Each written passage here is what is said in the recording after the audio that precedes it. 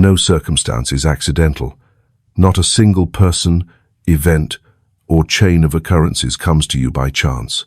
Everything that appears in your life, no matter how small, is the precise result of something that already exists in your mind. The external world is not an independent, objective reality, but a mirror that reflects the contents of your consciousness. It never judges. It simply responds. What you think, what you believe, where your emotions vibrate, all of it is imprinted upon the reality you are living, without error. A woman sits in a dark room, holding her silent suffering and asking why everything around her is falling apart. Yet she does not realize that she has been looking at the world through the eyes of someone who already believes life is harsh. She expects misfortune, and misfortune comes. She believes no one understands her, and she is surrounded by people who do not listen. She feels alone, and the world responds with coldness. It is not the world that is against her. It is only being perfectly honest with what she is broadcasting from within. When you understand this, you stop blaming circumstances. You no longer ask, why did they do this to me? But begin to ask, why was this created from within me? Consciousness is the original blueprint, and reality is the structure built from that blueprint. If within you there is fear, doubt, and worry, then what appears outside will be the different faces of those very emotions, manifesting as people, situations, and outcomes. A teacher walks into a classroom with the belief that his students will be unruly.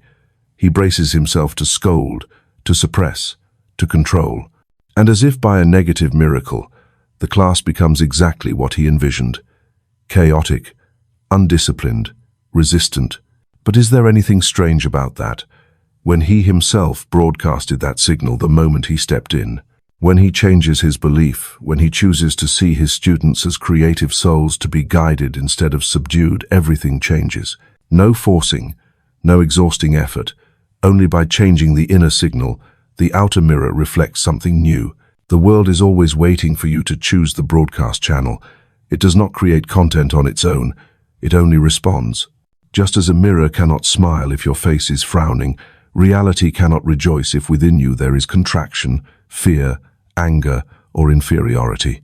You cannot create peace in a world you believe is chaotic. You cannot attract love when inside you is the belief that you are unworthy. You cannot receive respect if you do not honor yourself. The universe does not operate by luck. It operates by resonance. When the frequency within you vibrates at a certain level, you attract to yourself everything that shares that frequency. This is not symbolic. It is a physical principle, like the sound that resonates when two strings vibrate at the same pitch. There is no favoritism, there is no punishment, only precise feedback. And if you are living in a repeating cycle of unwanted results, the only thing that needs to change is not the world, but you. The wonder is this: you do not need to change everything all at once. You only need to begin with observation. Observe what is happening around you as though you are looking into an infallible mirror. Whenever you meet someone who hurts you, ask yourself, what is within me that has attracted this? Whenever an opportunity slips away, do not blame luck, but listen, does your inner belief already hold the conviction that you are not good enough, not worthy enough? It is in this process of observation that you reclaim your power. You are no longer a victim of circumstance, but become the one who adjusts the essence of circumstance. No one else needs to change. The outer world does not need to operate differently. You only need to turn inward, adjust the source, and trust that once the inner essence is different, the mirror of reality cannot hold the old image. Emotions are the quickest indicators of what you are broadcasting. A feeling of lightness, joy, openness, these are signs that you are close to your true essence. A feeling of heaviness, tension, fear, these are signals that you are straying from your nature. When you learn to listen to emotions, you are using the most sophisticated navigation system the universe has installed within you. And from there you begin to adjust. Little by little, belief by belief, emotion by emotion, like an artist tuning an instrument until the inner sound and the outer symphony become one. This is not theory to contemplate. This is truth to live with. Every morning you wake up, the world reflects what you believe to be true. And every night before sleep, that same world continues recording everything you have broadcast throughout the day. It does not forget. It does not omit. It remembers and repeats until you have learned the lesson of the mirror of consciousness. No one can do this for you. No method can replace the continuous act of self-observation and adjustment. But neither can any outside force stop you. For everything is being directed from the deepest place within you, and from there, reality begins to move. When you change, the world cannot help but change along with you. And that is the greatest power you possess, the ability to shape the world by mastering your own consciousness. Not through control, not through force, but through understanding, acceptance, and inner adjustment. This is not only a spiritual truth, it is a sacred law, and it is also the beginning of every miracle. You are looking into the mirror, and the mirror is perfectly honest. The only question that remains is, what do you want it to reflect? Imagine where you could be just 90 days from now. A stronger mindset, better habits, more discipline, a completely different version of yourself. The truth is, success doesn't happen overnight. It happens through the small actions you repeat every single day. That's exactly why I created the 90-Day Success Planner. Inside, you'll set clear goals, track your daily habits, reflect on your weekly progress, and stay focused on what truly matters. This isn't just another planner. It's a system designed to help you become consistent. If you're ready to stop procrastinating and start building the life you actually want, grab your copy now. The link is in the pinned comment and the description. Your future self will thank you. Back to you from today onward. Have you ever felt something whispering inside you, quiet yet persistent, as if a door was gently knocking from within your heart? An idea you cannot let go of, a dream that does not fade with time, an image that keeps returning to your mind, despite all the practical advice or safe warnings from others. Perhaps you once dismissed it, calling it a fanciful illusion, but strangely, it remains, never leaving, because it does not come from impulse, but from your very soul. Not every desire carries the same weight. Some arise from lack, from comparison, from habit or pressure, but some aspirations surge forth like a call home. They are not loud, but they are true, not urgent, yet unwavering. They do not demand explanation, only acknowledgement. This is not a craving of the ego. It is a direction from your essence. A baker has spent his whole life kneading simple loaves of bread, just as his forefathers did. Yet deep inside, he always longed to create new flavors, loaves fragrant with herbs from faraway lands, foods carrying stories within them. Each morning, as he kneaded the dough, he heard a different sound, not the hum of machines or customers calling orders, but the inner voice urging, "Create something only you can create." But then he whispered back, "Who will care? Who will buy? Who am I to dare think like that?" And so he continued his repetitive days, yet the longing never faded. How many times have you asked yourself, who am I to want more? But perhaps the better question is, who am I not to? For if that aspiration truly comes from your soul, it is not only for you. It is part of a greater plan, a plan to make you a bridge through which life flows, to offer something to this world that no one but you can bring. Every time you hold a true aspiration, not born of greed, but of gratitude, not from lack, but from fullness that is life within you, demanding to be expressed.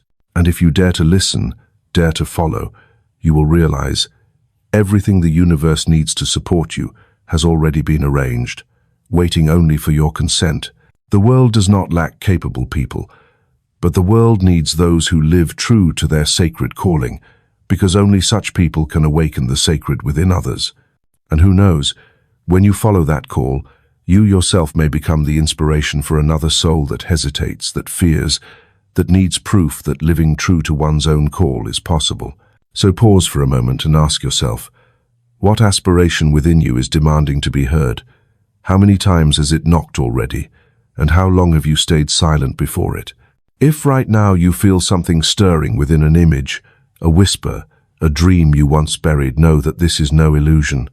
It is the deepest truth within you, yearning to step into the world. If you feel it, if you are ready to stop hiding, if you are ready to set foot on your path even without seeing the entire way ahead, even with fear still present, let me know you are here. Not only so I may know of your presence, a gift beyond measure to a creator like me, but also as a declaration to yourself that you have chosen to open a new chapter with him. You can simply comment a line, I'm ready. Or more simply, just comment the number 1. This is not merely a signal to me, but a ritual for your very soul. For when you dare to affirm your aspiration, miracles begin. It does not matter how late you are. It does not matter how many times you denied it. The soul does not blame. It only waits for a chance to walk with you, as it always has. And if today is that moment, everything from here will change. The truth is, you do not need to know every step. You only need to trust the first one. And that first step is accepting that the aspiration you carry is not wrong, not selfish ambition, but the voice of divinity within you. It is life yearning to experience itself through your form, through your work, through the love you give, through the things you create. When you live true to that, you no longer feel lost. You do not need to compare. You do not need anyone's validation. Everything becomes clear, light, profound, and even if no one yet understands you, you will not feel alone, because you know you are standing in the right place within the great symphony of the universe. Do not underestimate what you long for, because perhaps it is the very answer to someone else's prayer. Perhaps what you wish to create will reach a desperate heart somewhere. Perhaps you are the missing piece of a greater picture you never dared believe you belonged to. And it begins only when you nod to your own call. Not tomorrow, not when you are perfectly ready, but right now. The universe does not need you to be better than anyone else. It only needs you to be truer than the you of yesterday. And when you are ready, it will bring to you things you cannot foresee, for they do not come from logic, but from divine synchronicity. So if you feel something moving within you after hearing these words, do not let it pass like a meaningless moment. Seal this moment with an affirmation. Comment, "I am ready," or simply the number 1 below. Let me know you are here, and let yourself know you have chosen to listen. And when you listen, the entire universe listens with you. It is not action that creates reality, but the intention behind the action. A person can do the same thing repeatedly every day, yet the outcome will be completely different depending on what he carries in his heart while doing it. Intention does not lie in words. It does not need to be spoken, but it is the invisible current of electricity, while the outer action is merely the wire. When that current is pure, strong, and focused, then no matter whether the wire is words, work, relationships, or life choices, the result will carry the quality of what you have broadcast from your core. A woodcarver can create pieces identical in form, yet only those carved on days when he was at peace, trusting, and passionate truly carry a soul. People may not know why they are drawn to a particular piece, but it happens, because the energy of intention does not disappear. It is preserved in every detail, every stroke of the blade, every grain of wood touched with the heart. In the material world, we are fascinated by visible results. We judge a person by achievements, a product by its appearance, a choice by measurable outcomes. But the universe does not work that way. It does not look at form. It responds to frequency. And intention is the root frequency that shapes the entire flow of energy. An outward action may conform to every standard, but if it is driven by fear, by the desire to hide, by strain or calculation, then the reality created from it will carry all those distorted fragments of energy. This means that if you are living in a reality torn between success and exhaustion, between working and feeling directionless, between achieving and not feeling fulfilled, perhaps the problem does not lie in what you are doing, but in the deepest reason why you are doing it. Intention is where every miracle begins, and also where every subtle misdirection is planted. It is not that you are on the wrong path. It is only that you began from the wrong question. Intention does not need to be grand or lofty. It only needs to be pure and true. Someone may build a business not to prove their worth, but to serve the community wholeheartedly. Someone may practice healing not out of a desire to be a master, but simply because they see the light in others and want to ignite it. Someone may cook not merely to earn a living, but because it is how they transmit love. Intention creates the soul substance of everything you do. And conversely, there are things outwardly perfect in beauty, yet when one looks into the energy within, they feel empty, because what began it was not connection, but the desire to compete, not inspiration, but the fear of being left behind, not love for life, but the craving to control it. When intention is off by an inch, life veers by a mile. When you clearly recognize what is guiding you, you regain agency over reality. You are no longer swept away by the rhythm of life, but begin to create the rhythm. You are not dragged by external goals, but walk with awareness from within. And more importantly, you no longer live in reaction to what happens, but live as a creator with direction, with vision, and with energy resonating clearly with what you want to bring forth. Imagine a person opening a small shop on a street corner. Perhaps it is just a tea house, a used bookstore, or a small workshop of handmade crafts. But if every morning this person steps into their space with a clear intention, "Today, I am here to bring warmth to those who need a place to pause," then that energy will precede words, soak into the air, imprint itself on every item, touch the hearts of those who enter, and then people will not just come to buy something. They will come to experience a space imbued with nourishing energy, not because of low prices, not because of advertisements, but because they feel the frequency of an intention, free of self-interest, free of heaviness, free of demand, simply an honest current of flow. Clear intention does not need force. It does not need to shout. It only needs to be lived fully in the smallest things. When you drink water with the intention of cleansing your body, the water becomes medicine. When you walk with the intention of returning to the present, each step is a prayer. When you write, when you paint, when you converse with the intention to connect, to understand, to uplift, that very energy is transmitted and returns to you through paths you cannot foresee. The only caution is the confusion between true intention and disguised intention. There are times we think we are doing something out of passion, but in truth it is for recognition. We think we are helping others, but in truth it is to feel valuable. We think we are being kind, but in truth we are demanding reciprocity. None of this is wrong. It only needs illumination. When you dare to face your true intention without judgment, without embellishment, you open the door to transformation. No need to change the action, only the energy behind it. And then everything changes. Life does not reward you for how hard you try. It only responds to what you have broadcast from your mind and heart. A pure, clear, consistent intention will accomplish more than 1,000 actions carried out in confusion and doubt. Therefore, before starting anything, do not ask, "How should I do this?" but ask, "Why do I want to do this?" That answer will define the frequency you emit, and that frequency will decide whether what you want comes, how it comes, and with what quality it arrives. Intention is the starting pulse of every miracle, and you are the only one who can choose your frequency.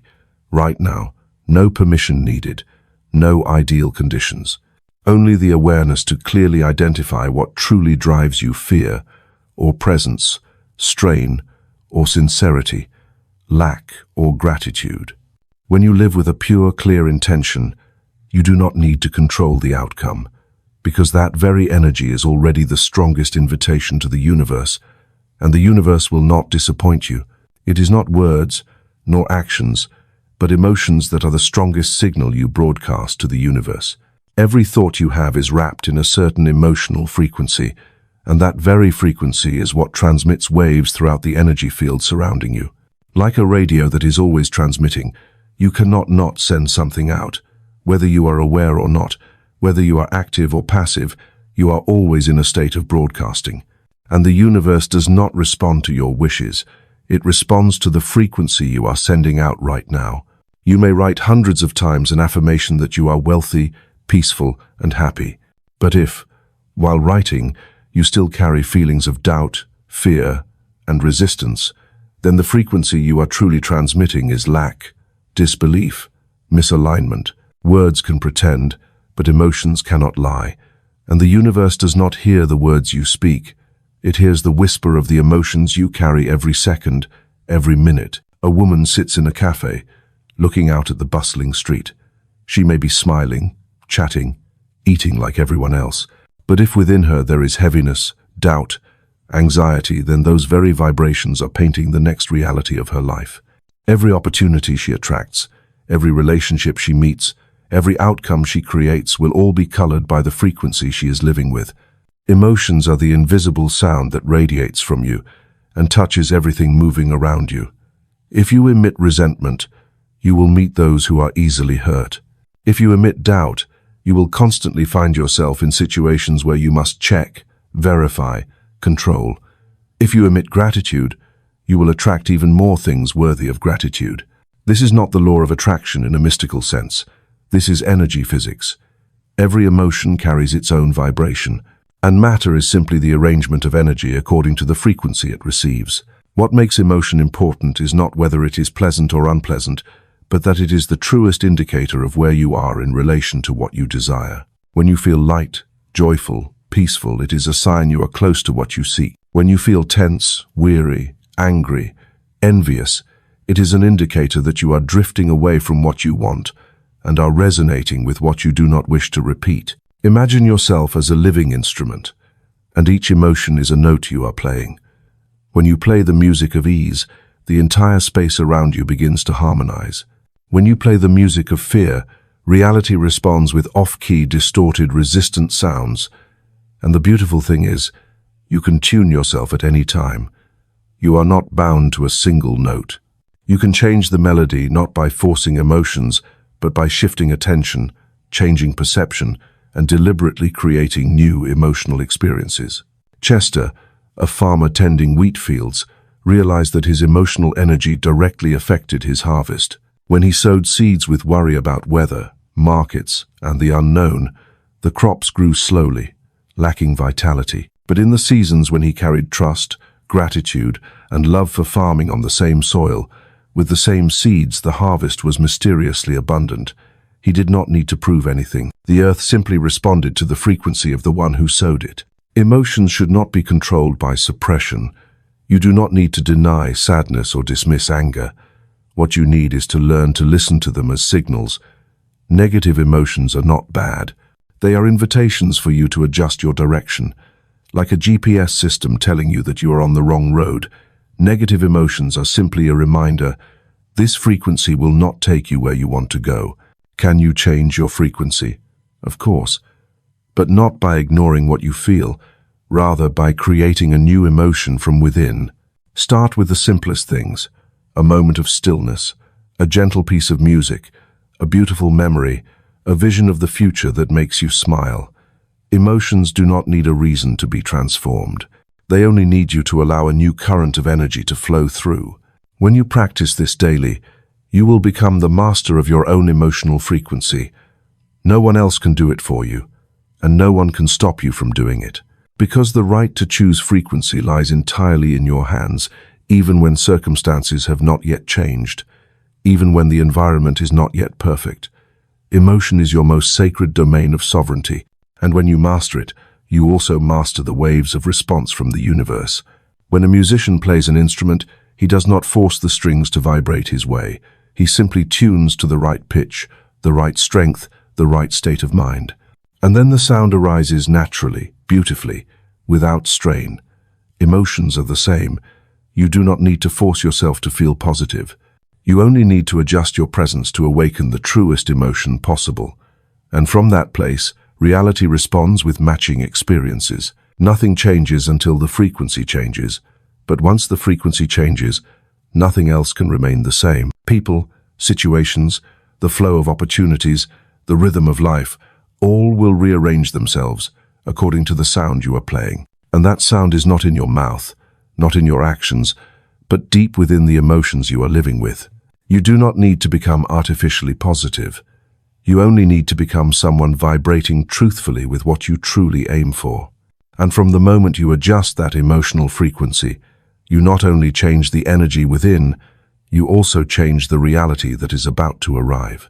Not because you control the world, but because you have changed the sound you send out.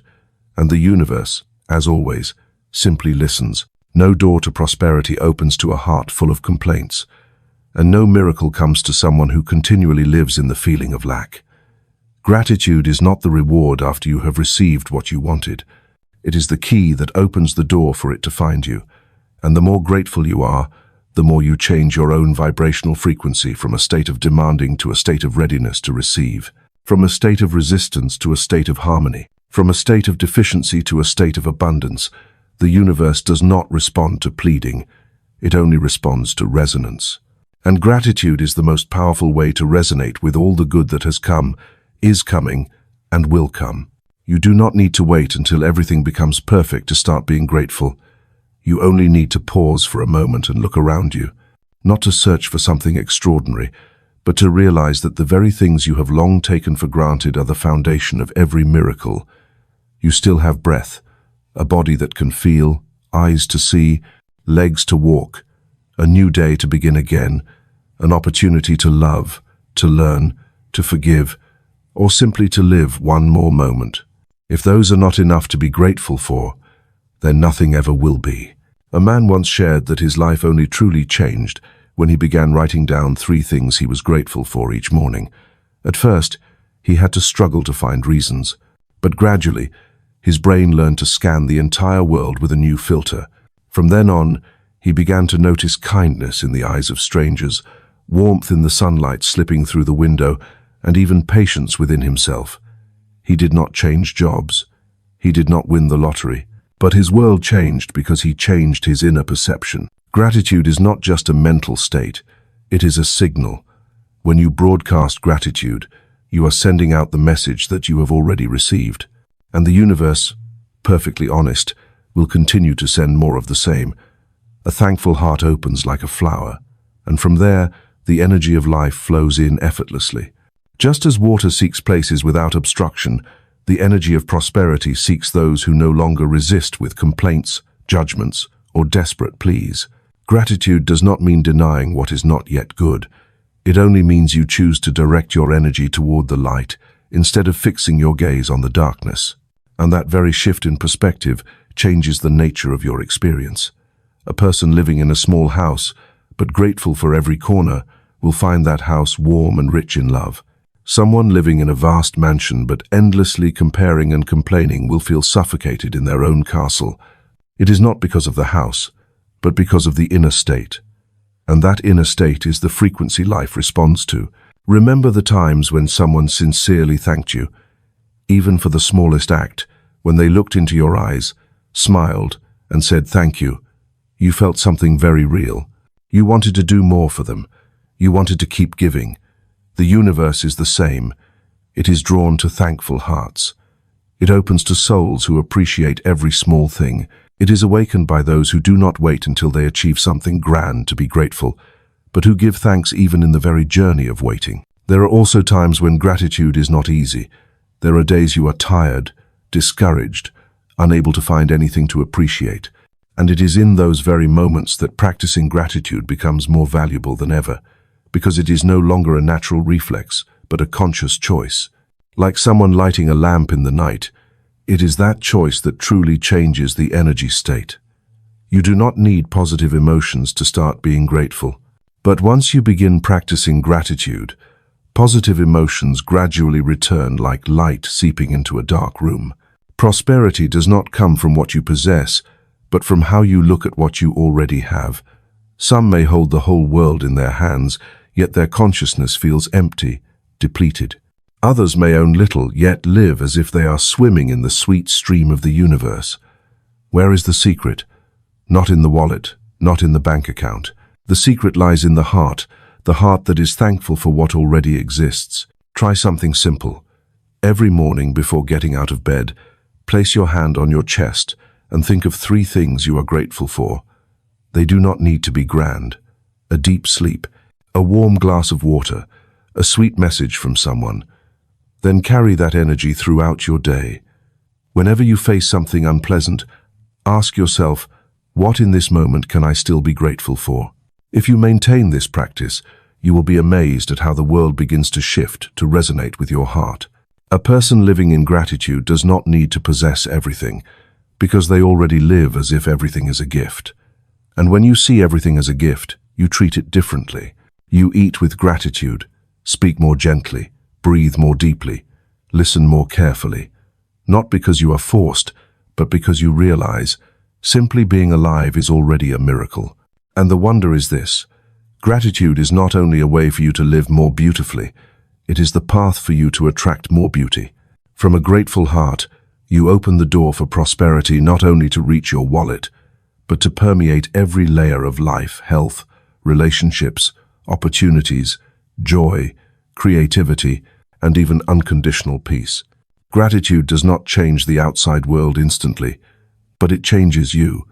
And when you change, what you attract also changes. No struggle needed, no battle required, only an open heart, only appreciation, only the choice to see the good. And from that place, prosperity cannot help but arrive. Because you have vibrated in harmony with it, because you have become the open door, because you have remembered something that seems simple, yet is the greatest of all. Every heartbeat is a thank you to life, and that is where every miracle begins. There is an invisible boundary separating the things that belong to you from the things that are no longer in your hands. When you have not recognized that boundary, you exhaust yourself trying to control the entire world. But when you begin to understand that your task is only to plant the seed, while the sun and rain are the work of heaven and earth, you step into a state of deep cooperation with the universe. Releasing control does not mean giving up. It does not mean laziness, neglect, or avoiding responsibility. It is simply the wisdom of the soul knowing clearly what is your part and what belongs to the infinite. Human beings are programmed to control. We want to know what will happen, when it will arrive, how it will unfold, and whether it is certain. We make plans, we create strategies, we arrange every step, and sometimes all of these are necessary. But when control turns into fear, when every action arises from trying to clutch the outcome tightly in your hand, that is when the flow is blocked. The energy of control always comes from a hidden assumption. If I don't hold everything, it will all collapse. But the truth is, this world has been running for billions of years without needing you to control it. In the deep forest, no tree worries whether it will rain tomorrow. No river panics about whether it will reach the sea, and no star needs to write a detailed plan in order to shine again tomorrow night. Everything in the universe naturally trusts the sacred process of life. Only humans, with their advanced capacity for analysis, have lost the ability to surrender a state that was once our default when we were children. A child does not try to force milk to come faster. It simply cries and knows it will be answered. A child does not worry about end-of-month bills. It lives fully in the present moment. And a child does not need to know how miracles happen. It only needs to believe, and that very belief without attachment, without control, without doubt, is what brings all good things at the right time. You have done your part. You have envisioned, you have felt, you have acted. Now it is time to step away from the field and let the seeds sprout in the darkness. A seed does not grow because you keep digging it up to check. It needs time, it needs space, and above all, it needs the faith that the soil will do its work. The universe is the same. It does not need your constant reminders. It does not respond to worry. It does not operate by force. It requires complete trust even when you cannot see the process, even when you do not yet know the result, even when you hold no evidence in your hand. Control most often appears when you feel unsafe. You fear that if you do not steer it yourself, everything will drift the wrong way. But the paradox is this: the more you try to hold, the more you lose. The tighter you squeeze, the more tangled things become. The more you try to force everything into a mold, the more you shrink the miracle. The universe is not as limited as you think. What you believe to be the only path is merely one of countless branches that infinite intelligence can open. And when you release control, you are not abandoning the dream. You are only letting go of the idea that it must arrive in the way you imagined. Releasing control does not come from weakness, but from inner strength great enough to know. You do not need to know everything in order to trust that the good is on its way. When you hand the rest over to the universe, you free yourself from the burden of having to get everything right. You allow yourself to live lighter, more open, freer, and in that very space the most unexpected things begin to appear. An unforeseen phone call, a strange coincidence, a door you never imagined, and all of it comes when you stop asking when, how, and simply fall silent to listen to the natural process. There is a simple question that tells you whether you are controlling or releasing. Am I acting from excitement or from fear? If every step you take is driven by the fear of not enough, not in time, not certain, then no matter what you do, the frequency you send out is still resistance. But if you do it because you love it, because you feel thrilled, because you already trust and now simply want to immerse yourself in the play, then you are cooperating with the infinite. And in that cooperation, you do not need to prove anything. You only need to be present. Have you ever watched someone surf? They do not try to fight the wave. They do not command the ocean. They only observe, wait for the right rhythm, and align with the force of the water. They use the very movement of the wave to lift them up. Releasing control is just like that. It does not mean doing nothing. It means knowing when to rise, when to flow along, knowing when to act, when to step back, and always keeping the faith that there is a greater intelligence doing what you cannot, holding a broader vision, with infinite connections, with timing more precise than any plan. Sometimes, what you want does not arrive because you are holding on too tightly, and sometimes something better is waiting for you to release the old sketch so that it may enter. Perhaps you no longer need to control. Perhaps you only need to trust. Trust that everything unfolding is not against you but for you. Trust that movements you cannot see with your eyes are happening every second.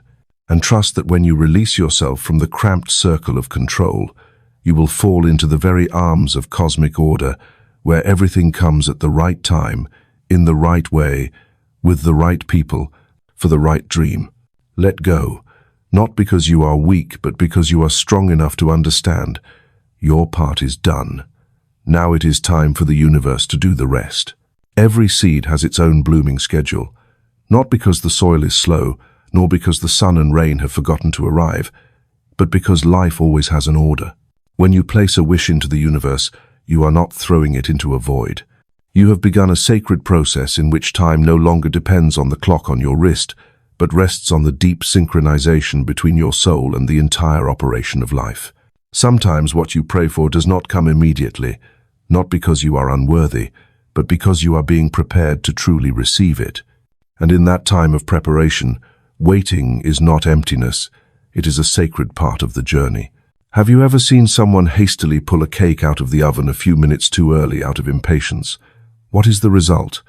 A golden crust on the outside, but raw within. A surface that seems ready, but a core not yet mature. Your desire is just like that cake. If you force time, you may get what you want, but it will not last, will not bring fullness, will not satisfy you from within, because you are not yet truly the one capable of holding it. Time is not slow.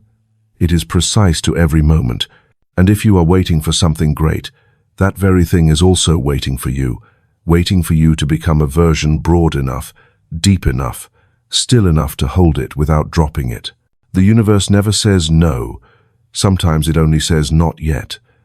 And when it says not yet, you are not being rejected. You are being invited to grow within, so that what you receive does not become a burden but an expansion. Sacred timing is never late. It is the moment when every necessary element is in place. People, environment, energy, frequency, intention, awareness, readiness. If even one piece is missing, what you desire cannot retain its original purity. So if right now you are moving through a journey where the result has not yet appeared, understand that you are not being delayed, you are being shaped in a mold. And no mold presses you harshly. It only holds you with an order higher than logic. Waiting does not mean sitting still. It is a state of acting from calmness. It is continuing to sow, continuing to nurture, continuing to live deeply, but without worrying about when the seed will sprout. When you obsess over, when will I see results, you withdraw energy from the present and plant it in the insecurity of the future.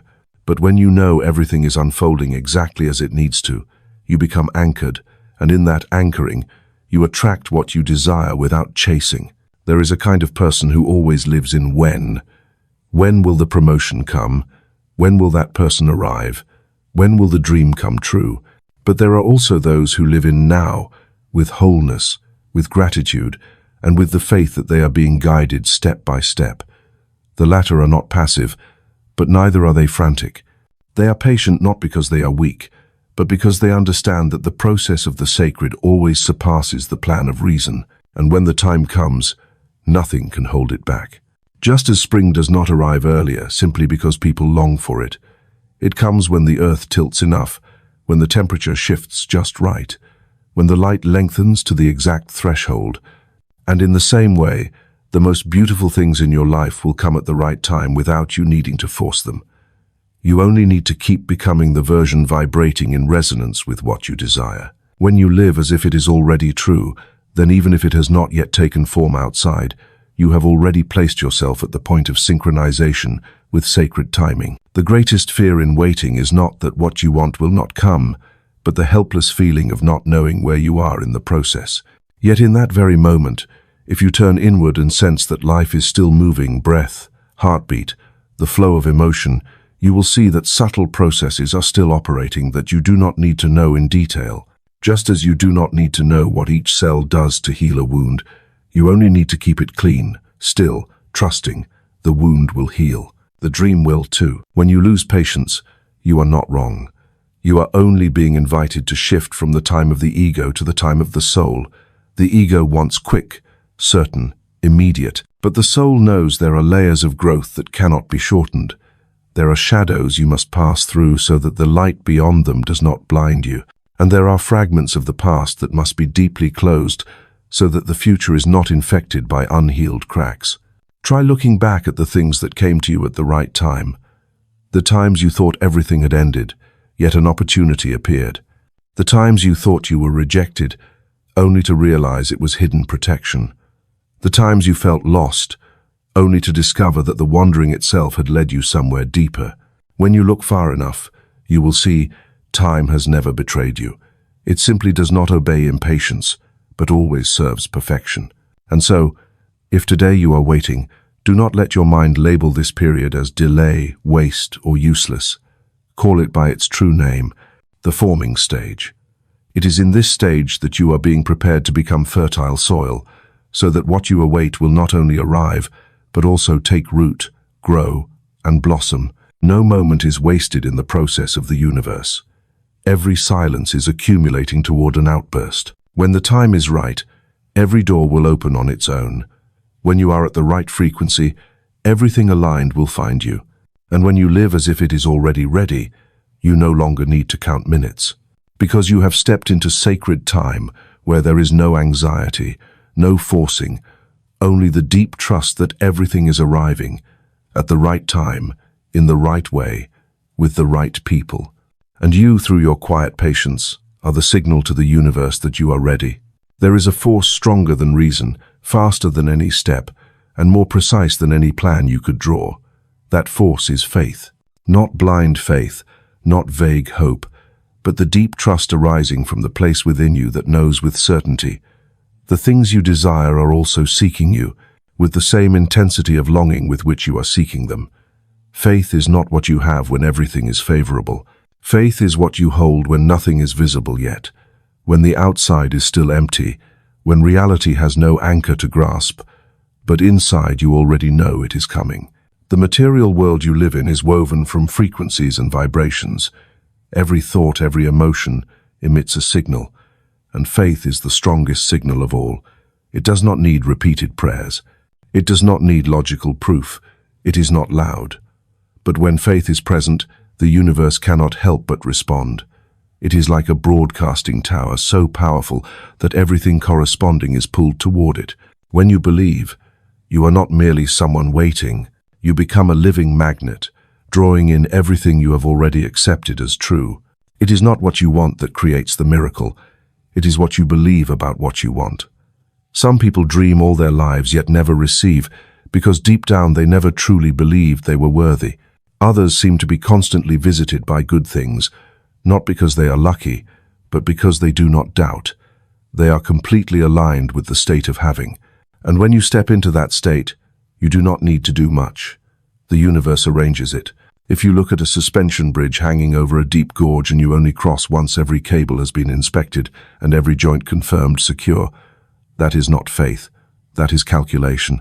But if you know in your heart that you are guided, protected, upheld, and you step forward before the bridge appears beneath your feet, that is faith. And when your step sends out that signal, the bridge begins to form under each step you take. Faith does not ask you to shut your eyes to reality. It invites you to see a greater reality already existing in parallel, even if you cannot yet touch it. Just like radio frequencies are always present around you, though you hear nothing until you tune to the right channel. Faith is that tuning. When you believe, you synchronize. When you synchronize, you receive. And nothing can stop a soul that has tuned itself to the frequency of what it desires. Remember the moments when you once believed completely, not because someone told you to believe, but because you felt it, knew it, could not explain it in words. Yet it was as clear as if that truth had been engraved in you before you even asked. In that state, you felt you were no longer alone. You felt you no longer needed to strain to control everything, and strangely things began to happen. Coincidences, doors opening, the right people arriving, clear messages, not because you did more, but because you believed deeper. The world does not operate only through physical action. It operates through belief. You see it in athletes who win simply because they believe they will. You see it in those who overcome illness not through medicine, but through absolute faith in recovery. And you have seen it in yourself, in moments when you let go of doubt and walked as if miracles were the natural order. When faith appears, fear has no ground to live on, because you are no longer living by what the eyes can see. You are living by a higher reality, where all good has already been given. Faith is the key that unlocks the door between that realm of reality and this world, and you are the one holding that key, no one else. Many ask, how do I get faith? But the truth is, faith does not need to be learned. It only needs to be uncovered from the layers of doubt piled upon it through the years. You once had faith in the first time you jumped into water and trusted you would float. In the first time you trusted someone without asking for reasons. In the first time you did something simply because in your heart you knew it was right. Faith is still there. You only need to stop asking, is it certain? And start asking, if it were certain, how would I live? Live as if what you desire is already here. Give thanks as if it has arrived. Act as if you are cherishing it, not to force it to come, but to demonstrate that you believe it is on the way. And when you live like that, you send out the frequency of someone who has already received. And in this universe, energy does not lie, it only responds. Faith does not create what you want. It pulls you onto the exact timeline where it already exists. It is not that the miracle comes after faith. It is that faith generates the current that makes the miracle inevitable. And what you are waiting for, whether love, health, opportunity, or peace, has already begun to seek you from the moment you believed it was real. So if tomorrow what you want has not yet taken form, do not rush into doubt. Check your inner frequency. Ask, what am I broadcasting? If it is doubt, return to feeling. If it is fear, return to gratitude. And if it is impatience, remind yourself, everything you truly believe is already on its way, in a way more perfect than you imagined. Faith is not waiting for the miracle to happen. Faith is the miracle. And when you walk with that belief, the world no longer reflects what you fear, it begins to reveal what you have already believed to be true. Everything you have ever dreamed of, everything you are waiting for, and even the things that still seem out of reach, can only begin from one place. Right here, in this very moment. Not tomorrow, not when everything is perfect, not when you have all the conditions. True power does not lie in the future, nor in regrets of the past. It resides where you are present. The present moment is not a bridge leading to what you want. It is the very door through which what you long for will step, if only you are willing to open it. We are often caught in the illusion that, with more time, more knowledge, more experience, more support, then we will finally be able to truly live. But the truth is, you lack nothing. The only thing you need is complete presence in this very moment. No distraction, no doubt, no conditions, only full presence, as if this is the one moment you have the right to create something new. Every time you delay action because you think you are not ready, you refuse the chance to create a new flow in your life. Every time you turn back to the past to analyze, to blame, or to regret, you withdraw energy from the present, the only place where you can change anything. And every time you vaguely think about the future without roots in the present, you are only building a castle on sand. The present is not a stepping stone. It is the foundation. You cannot love without loving in the present. You cannot heal without beginning right now. You cannot create if your awareness is stuck somewhere outside of real time. The The present is the sacred space where mind and soul meet. It is where you can feel most clearly that you are alive, not merely existing. And from that feeling, all resources begin to rise. Ideas, inspiration, clarity, strength for action. Those who succeed are not different because they know something you do not. They succeed because they are fully present in every moment they live. They do not miss the present to drown in what-if or if-only scenarios. They look straight at where they are standing and begin from there. They understand that a single small action done right now, in deep connection with reality, has more power than hundreds of plans existing only in the mind. This moment, if you truly pause and listen, you will notice a very subtle stream of energy moving, not from outside, but from within you. It is the energy of life inviting you to cooperate.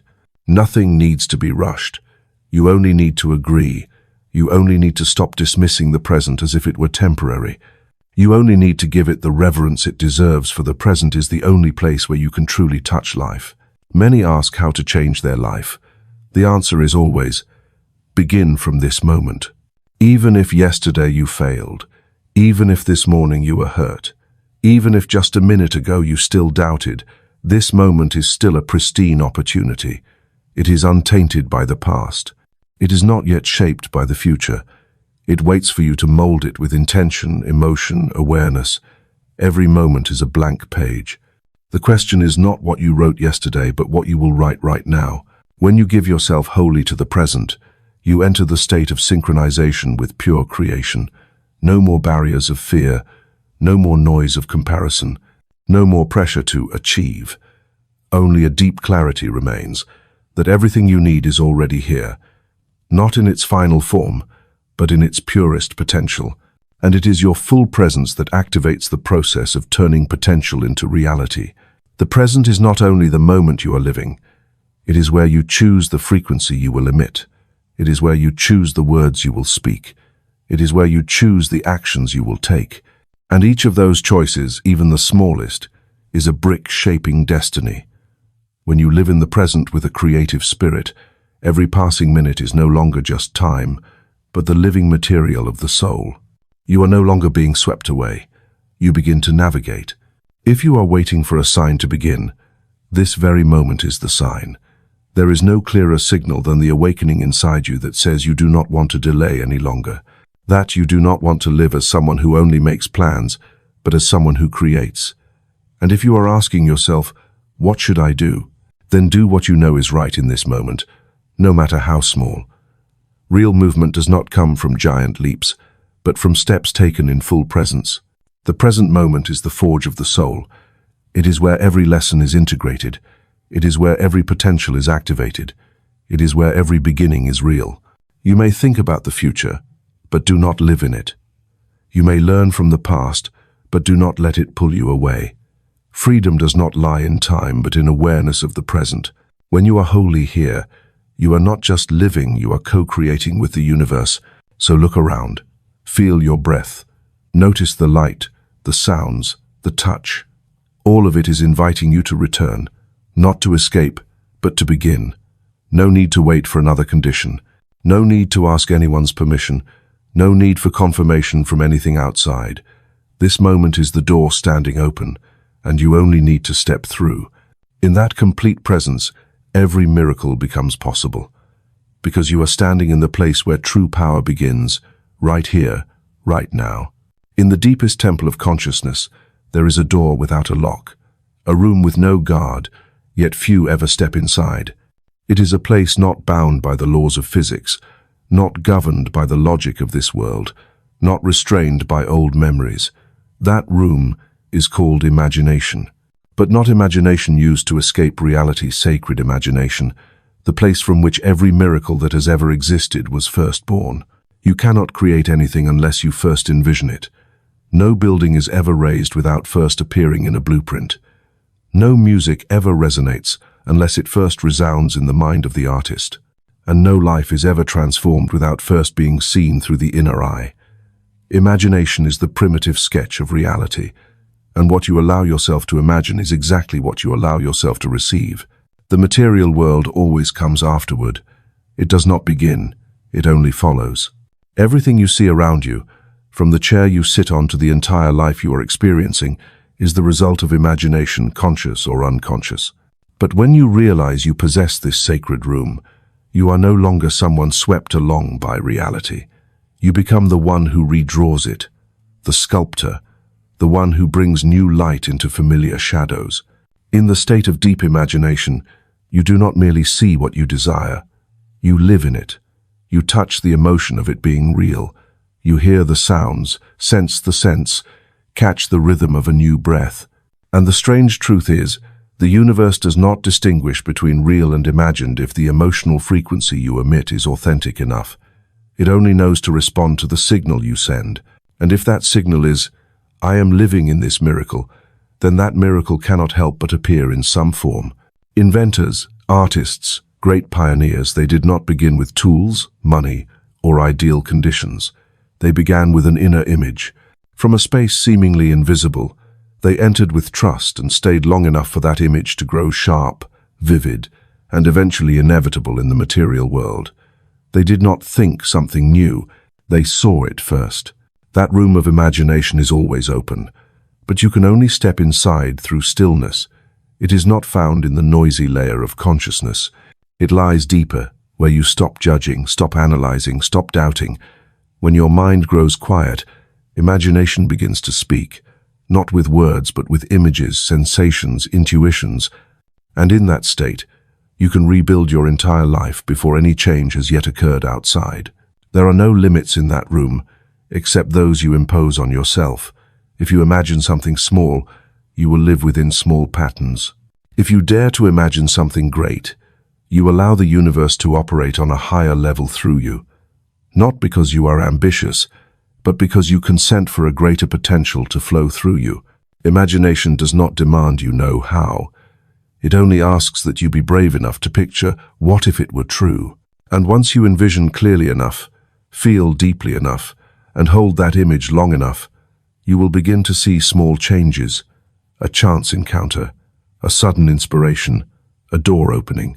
These things do not come because you tried. They come because you connected with the timeline where what you imagined is already reality. And the universe, with absolute precision, will bring you closer to the image you planted. Let each day become a ritual of stepping into that room. It need not be long. It need not be elaborate. You only need to turn off the noise, close your eyes, and envision what makes your heart sing. Not to escape what is, but to give yourself a new choice, a new image, a new vibration. And every time you do this, you are weaving new threads into the vast fabric called your life. If you have ever doubted the power of imagination, remember the things you once feared, the negative scenarios you imagined, and then they became real. Not because they were destined, but because you unconsciously broadcast them long enough to draw them in. Imagination does not distinguish between light and dark. It only amplifies what you sustain. So be conscious, be selective. Cleanse that room each day and keep only the images that expand you. Because imagination is not a child's game. It is the soul's secret gateway. It is the place where you and the universe meet to co-create. The place where you stop playing the victim and begin becoming the sculptor. Everything you have ever admired, ever desired, ever regarded as miraculous once lived in someone's imagination. And now, it is your turn. That room is still there, waiting for you to enter. It asks nothing but one thing. Do not limit yourself. Imagine as if you are a free soul, unbound by time, circumstance, or past. Step into that space as though you are stepping into your own home, because truly, it is where you belong, the place you can begin again at any time, and the place where every miracle already waits to be called by name. Not every pain needs to be erased. Some wounds do not ask you to forget, but invite you to look again with new eyes. For memory, even when it once dragged you to the depths, also carries within it a kind of precious fuel if you know how to touch it without being drowned. The question is not whether the past exists, but how you are using it. Are you allowing memory to pull you backward, or are you using it to lift yourself higher? In the hands of an awakened soul, old pain is no longer a burden. It becomes fire that melts limitation. It becomes fuel for transformation. We grow up carrying layers of memories never fully processed, words spoken carelessly, losses never grieved, moments of being left behind, moments that seemed invisible to all. But memory does not vanish. It imprints itself into your cells, your nervous system, the way you respond to life. It hides in nameless fears, in the ways you avoid love, in the sense of unworthiness you cannot explain. And if never faced, they will keep repeating not to punish you, but to invite you to heal. Healing does not mean everything becomes fine overnight. It is not painting over wounds with a pretty layer, nor pretending nothing ever happened. Healing is the process of returning to look at the child within you, who was once hurt not to blame but to embrace. It is when you dare to listen to the anger you once denied. It is when you admit you were weak, you fell, and yet you are still here, still moving forward. And that alone is already a miracle. No wound is meaningless. Every experience, no matter how bitter, holds a hidden gift. But you only receive that gift when you are ready to walk through it with the light of awareness. Pain does not dissolve on its own with time. Time only teaches you how to live with it. Only facing it can release it. And in the moment you stop running, stop playing strong, and allow yourself to melt a little, it is within that softening that something new is reborn. There are memories you never need to tell anyone, but you need to be honest with yourself, to stop building other stories to justify them, to be brave enough to say, "That hurt me, but I no longer want to carry it." Forgiveness does not mean you agree with what happened. It simply means you choose not to let it imprison your energy for one more day. Forgiveness is the gift you give yourself. It is when you cut the rope of the past, anchoring the boat that longs to set sail. Memory can become the darkness pulling you down, but it can also become the beacon guiding you home. It all depends on how you see it. There are those who were broken by the very thing you are overcoming, and there are those who rose brilliantly from the exact place where you now stand. The difference is not in circumstance. It lies in the decision: do you turn memory into a scar that lingers forever, or into the foundation for a deeper version of yourself? Look back at the things that once hurt you most. Perhaps you lost someone. Perhaps you were betrayed. Perhaps you once felt not good enough, not chosen, not loved. But if you look closely, you will see it was those very moments that awakened something in you. They made you ask, who am I beyond this pain? What do I choose from this moment on? And that question itself opened a door, a turning point, an opportunity that without the wound you would never have reached. Healing is the journey of withdrawing energy from the old script, from the familiar roles, and beginning to rewrite your story. No longer the victim, no longer the one permanently wounded. You become the storyteller, the one who reconstructs the meaning of the past, the one who says, "That happened, but it does not define me. I choose to define myself, here and now." Each memory, if transformed, becomes a key that opens compassion, opens understanding, opens the capacity to empathize with others on a deeper level. You are not only healing yourself, you are becoming the doorway through which others may pass. Because a person who has suffered yet still carries light, that light will guide those still lost in the dark. And in this world, nothing is more beautiful than a human who once shattered, yet still chose to stand, still chose to love, still chose to live authentically.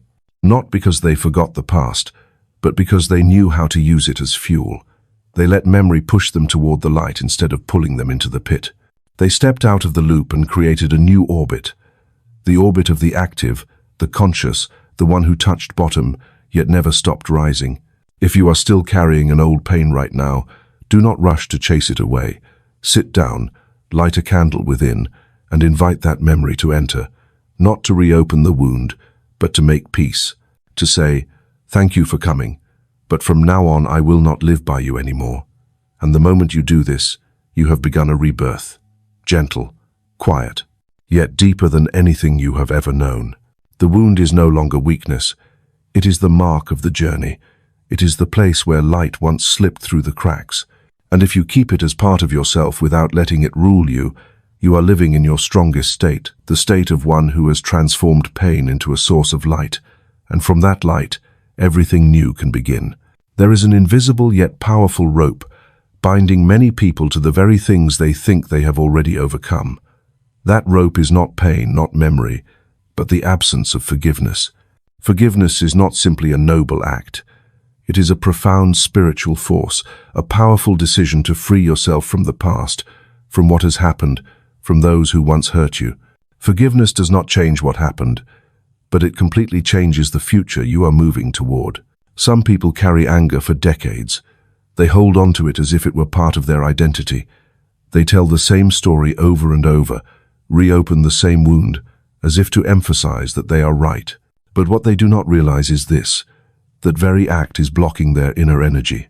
The more you hold on to unforgiveness, the more you cut yourself off from the flow of creativity, from fresh emotions, from the life force inviting you to move forward.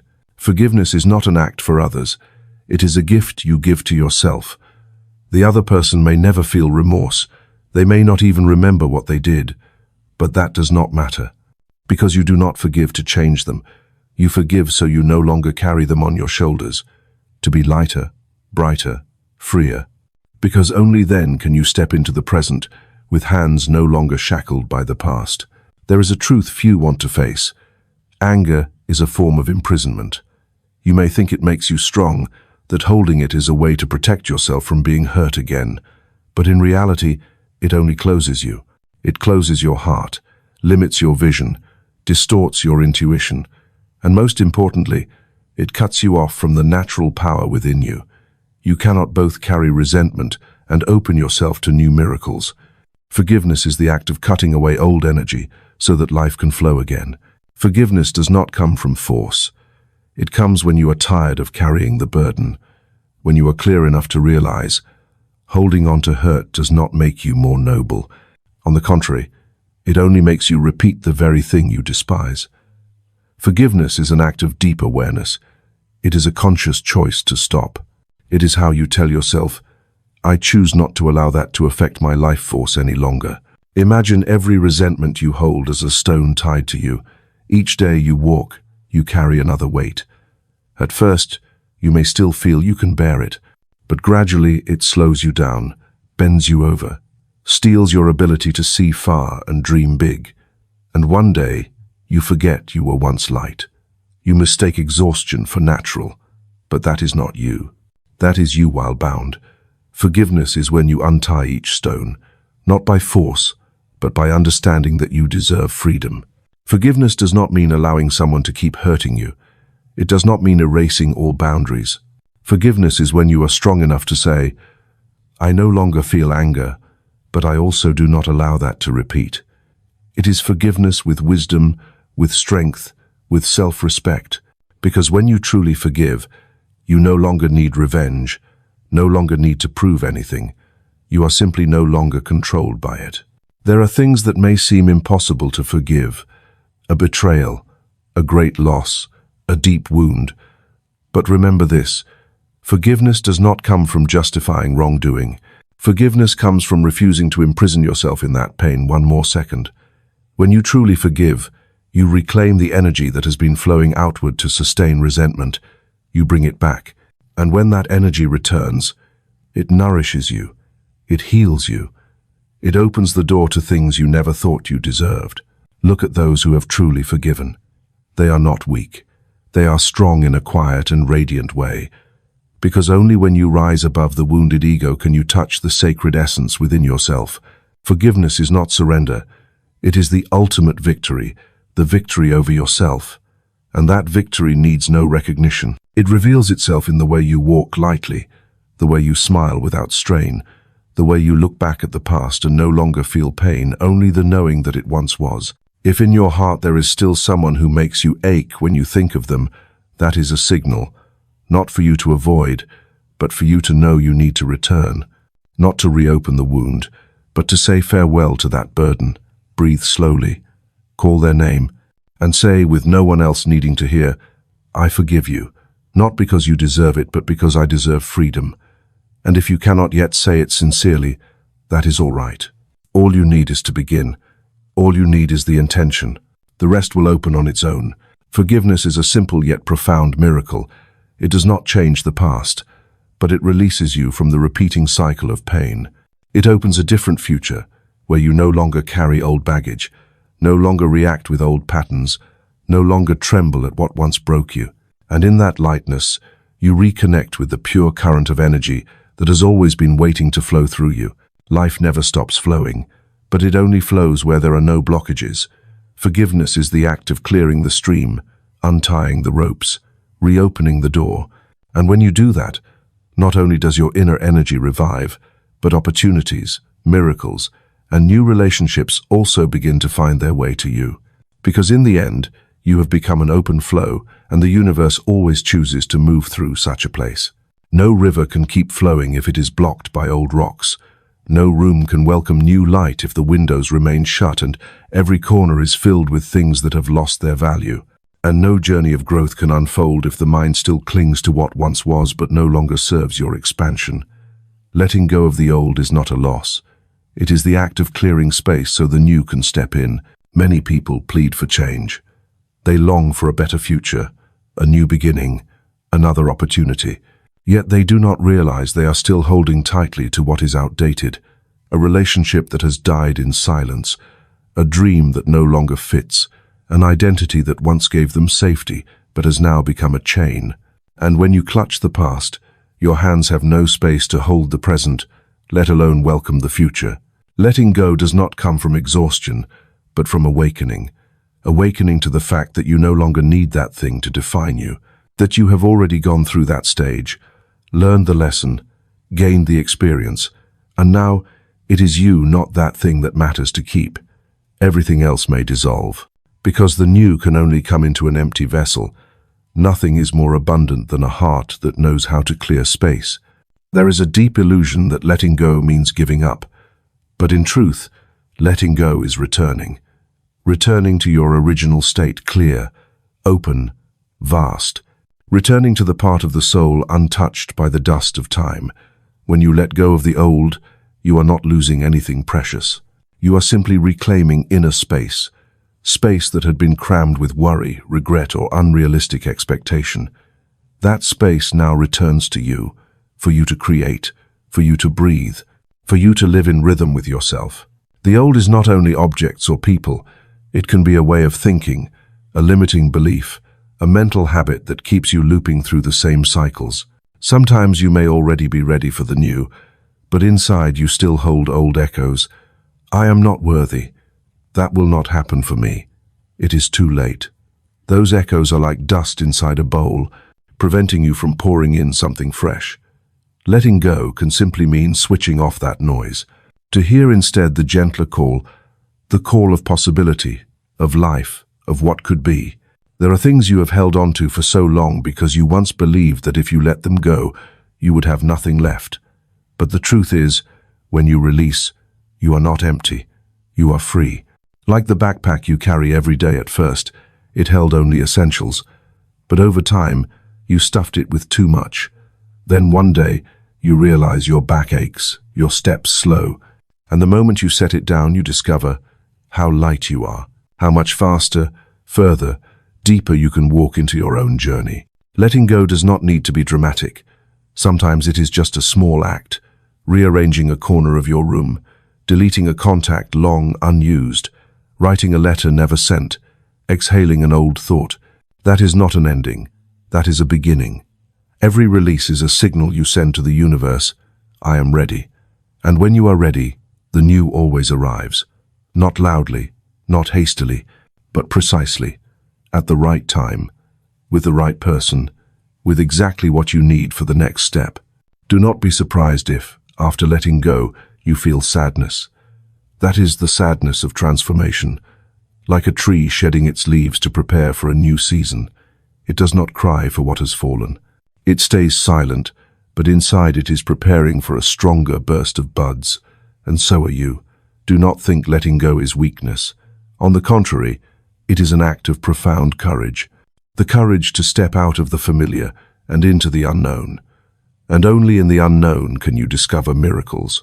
You may be holding on to a part of yourself, fearing that if you let it go, you will lose yourself entirely. But remember, you are not the job you once had, the relationship you once held, or the beliefs you were once taught.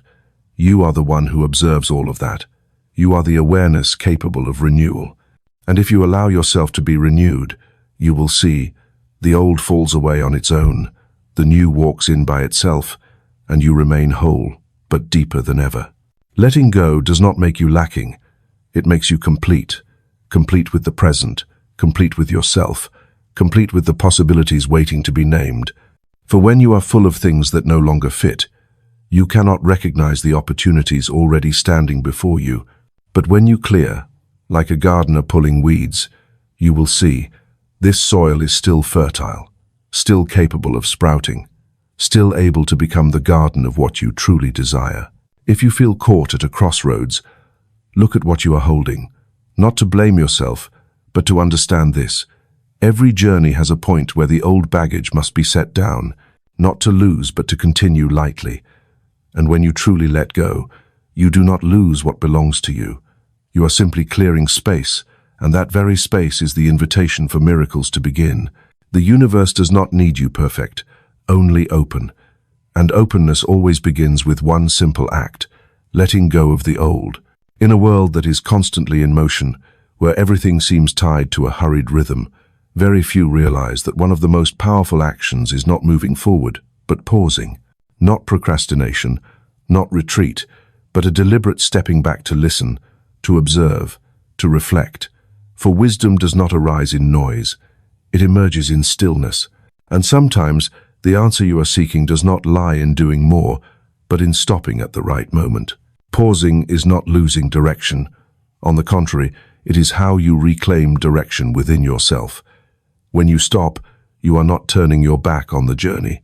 You are clarifying why you began, clarifying whether the path still aligns with your heart, clarifying what truly matters and what is only temporary disturbance. A single pause in the flow of life can save you from a long stretch of detour. And it is that very act of stopping that can become your farthest step forward. Every sage has chosen silence at some point, not because they lacked words, but because they knew. Stillness is the soil where wisdom can take root. Just as the ocean reflects the sky only when its surface is calm, your mind can only reflect truth when it stops rippling with worries, reactions, desires.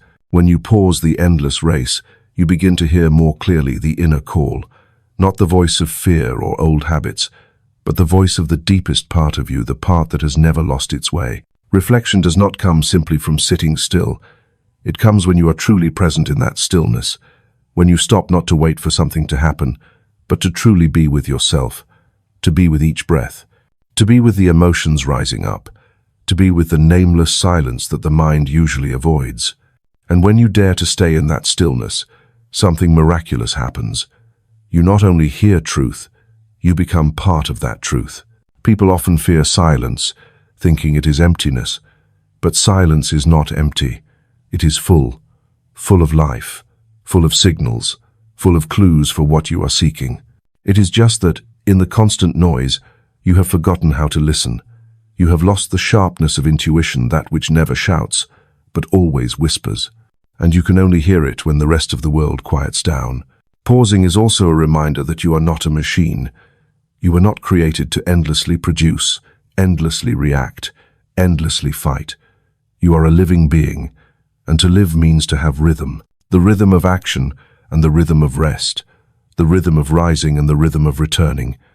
When you honor the pauses, you are resetting your entire inner system. You refresh the mind, you revive the heart, and you allow your soul to breathe. In stillness, you also realize that many things you once thought important are merely background noise. Conflicts, comparisons, meaningless competitions, they all fade when you step into the space of silence. You no longer need to prove. You no longer need to argue. You simply are present. And that presence is strong enough to dissolve illusions. That is the power of pausing, doing nothing, yet transforming everything. Some think they do not have time to stop, but the truth is, if you do not choose your own time to pause, life will pause you. Perhaps through a collision, a crisis, an event that forces you to step back. So choose to stop while you are still in control. Choose silence while you are still clear enough to listen, not when everything has already become too loud. That is the greatest gift you can give yourself. Pausing is also the chance to recognize what is truly driving you. Are you living on reflex, Are your recent decisions born of fear rather than trust? Are you chasing something no longer aligned, only because you once promised, once dreamed, once invested in it? Only by stopping can you gain enough distance to see clearly, and from that clarity you begin to adjust. No noise needed, no upheaval required. Just one decision from within, and your entire direction begins to shift. Reflection is also the stage where the seed within you begins to sprout. Not from applause, not from external pressure, but from the very stillness you dare to hold. Each person has their own rhythm of life. And if you do not allow yourself to pause and hear that rhythm, you will always be swept along by someone else's. Stillness is where you remember your own rhythm. And when you walk from that rhythm, you no longer need to chase anyone, because you have found the way home. In modern life, pausing can be as simple as turning off your phone for an hour each day, sitting in silence before starting the morning, walking without a goal, just to feel the ground beneath your feet, taking a deep breath before answering someone. These seemingly small acts are the very doors through which you enter the depth of yourself, and in that depth there is wisdom, not borrowed wisdom, but wisdom born from true contact with yourself. Pausing does not make you lost. It keeps you from losing your way. It does not make you weak. It makes you strong in the right place. It does not slow you down. It takes you further. And most importantly, reflection does not steal your time. It gives you time of higher quality, clearer, more effective. For no step can be steady without a step of pause. Stillness is not the empty gap between two actions. It is the most vital part of the symphony of your life. It is where you hear the voice of the sacred. It is where you remember who you are, where you are going, and why. And when you step out of that stillness, you carry with you a kind of strength that is not loud, but unshakable. A strength born from within, a light that needs no proof, a wisdom that can only arise when you are brave enough to pause and reflect. There is a kind of surrender that makes you weak, directionless, broken from within. But there is also another kind of surrender, stronger than any action, because it does not come from failure, but from a deep understanding that there are things greater than yourself, that there is an order beyond the reach of personal will, that there is an invisible river where true wisdom lies in flowing with it rather than resisting. This is not surrender because nothing else can be done. It is surrender with wisdom when you choose to trust that life knows better than you about the timing, the direction, and what is truly right. This kind of surrender is not the same as giving up. Giving up is losing faith, withdrawing from life. Surrender with wisdom, on the other hand, is stepping into life with deeper trust, calmer, more peaceful. It is understanding that you do not need to turn the world with your own hands. You only need to tune your mind to the right frequency. Let yourself fall into a state of receptivity and allow what is coming to come without forcing, without controlling, without doubting. Like a boat no longer thrashing against the current, but gently setting its sail to the wind, because the rower has felt the true rhythm of the river. We are taught that the strong are those who never stop, never collapse, never yield. But the truth is, the wise are those who know when to move forward and when to stop, when to act and when to surrender, not surrendering to circumstances, but surrendering to the higher wisdom that moves within every circumstance. Because sometimes what you are desperately holding on to is the very thing preventing you from reaching what you truly need. And what you do not dare to release is the very gate leading you to freedom. When you surrender at the right time, you release a vast energy that had been trapped in control. You no longer have to strain to make everything happen. You no longer have to plan every detail, worry about every scenario, check every possible failure. Instead, you enter a state of receptivity where everything unfolds in its own rhythm, and you no longer need to impose. And in that state, true clarity appears. A flower does not rush to bloom. A rainstorm cannot be summoned by begging. A spring does not arrive earlier, no matter how much you long for it. There is a profound intelligence in nature, a sacred schedule no one can rewrite, and you are part of that flow. When you surrender to this sacred order, you do not become smaller, you become part of the whole, and the great wisdom of the whole moves through you. Surrender with wisdom does not mean you no longer have dreams. On the contrary, you still hold the dream, but without the tension. You do not give up the goal, you give up resistance. You still act, but from a state of serenity. You do not try to force fruit to ripen before its time. You simply tend to the roots each day, trusting that when the season comes, the fruit will fall into your hand. And if that season comes later, you know that the universe is never late, it only arrives when you are truly ready. The hardest part of surrender is not the action, but the inner state, because the ego always wants to hold control. The ego wants certainty, wants speed, wants recognition, but the soul is different. The soul does not rush. The soul does not fear loss. The soul only needs you to be still so it can speak, and in the moment you release personal will, you truly hear your soul, not through words, but through a deep inner sense, the feeling that you are being guided, that you are not alone, that there is a greater force walking with you. It is also in surrender that you feel life's strange support. A door you could not open with strength swings wide when you stop pushing. A person you searched for so long appears the moment you release the search. A creative idea bursts forth when you stop analyzing. What seems like miracles have always been there. They only take form when you stop forcing. Perhaps what you most need now is not another strategy, another plan, or another goal, but a pause for surrender. Surrender to see that you do not have to do everything. You only need to do your part, the rest is already arranged. Surrender to stop fighting the current and start trusting the intelligent order of life. And it is that trust that is the truest act of strength. Life does not operate by pressure. It operates by rhythm. When you dance to your true rhythm, you do not need to try so hard. You do not need to chase with exhaustion. You become fluid, harmonious, profound. And that is the beauty of one who knows how to surrender with wisdom, not abandoning themselves, but trusting in what is greater than themselves. Not extinguishing the dream, but placing it in a hand far wider. By surrendering, you do not become small. You become free. Free from the pressure of having to know everything. Free from the fear that you are wrong. Free from unnecessary expectations. And in that freedom, you begin to see the true path. Not blurred, not weary, but gentle, certain, and full of light. Try once to let go at the right time, not to give up, but to give what is right a chance to enter, not to lose, but to open, not to collapse, but to lift your head and see the larger picture where you are not the center of the universe, yet are loved as though you were everything. And in that awareness, surrender is no longer failure. It is the beginning of a whole new way of living where you do not control all things, but live with all things. Trust in a higher order and allow sacred wisdom to truly move. No one wishes for upheaval. No one wakes up in the morning hoping for everything to be overturned. And yet, there are days when it all collapses. A door you thought would never close suddenly shuts. A plan long nurtured shatters into pieces. A relationship, a belief, a familiar part of life falls away like a dry branch in a storm, and we call it loss, failure, crisis. But sometimes, hidden in the ashes, a tender shoot is beginning to rise.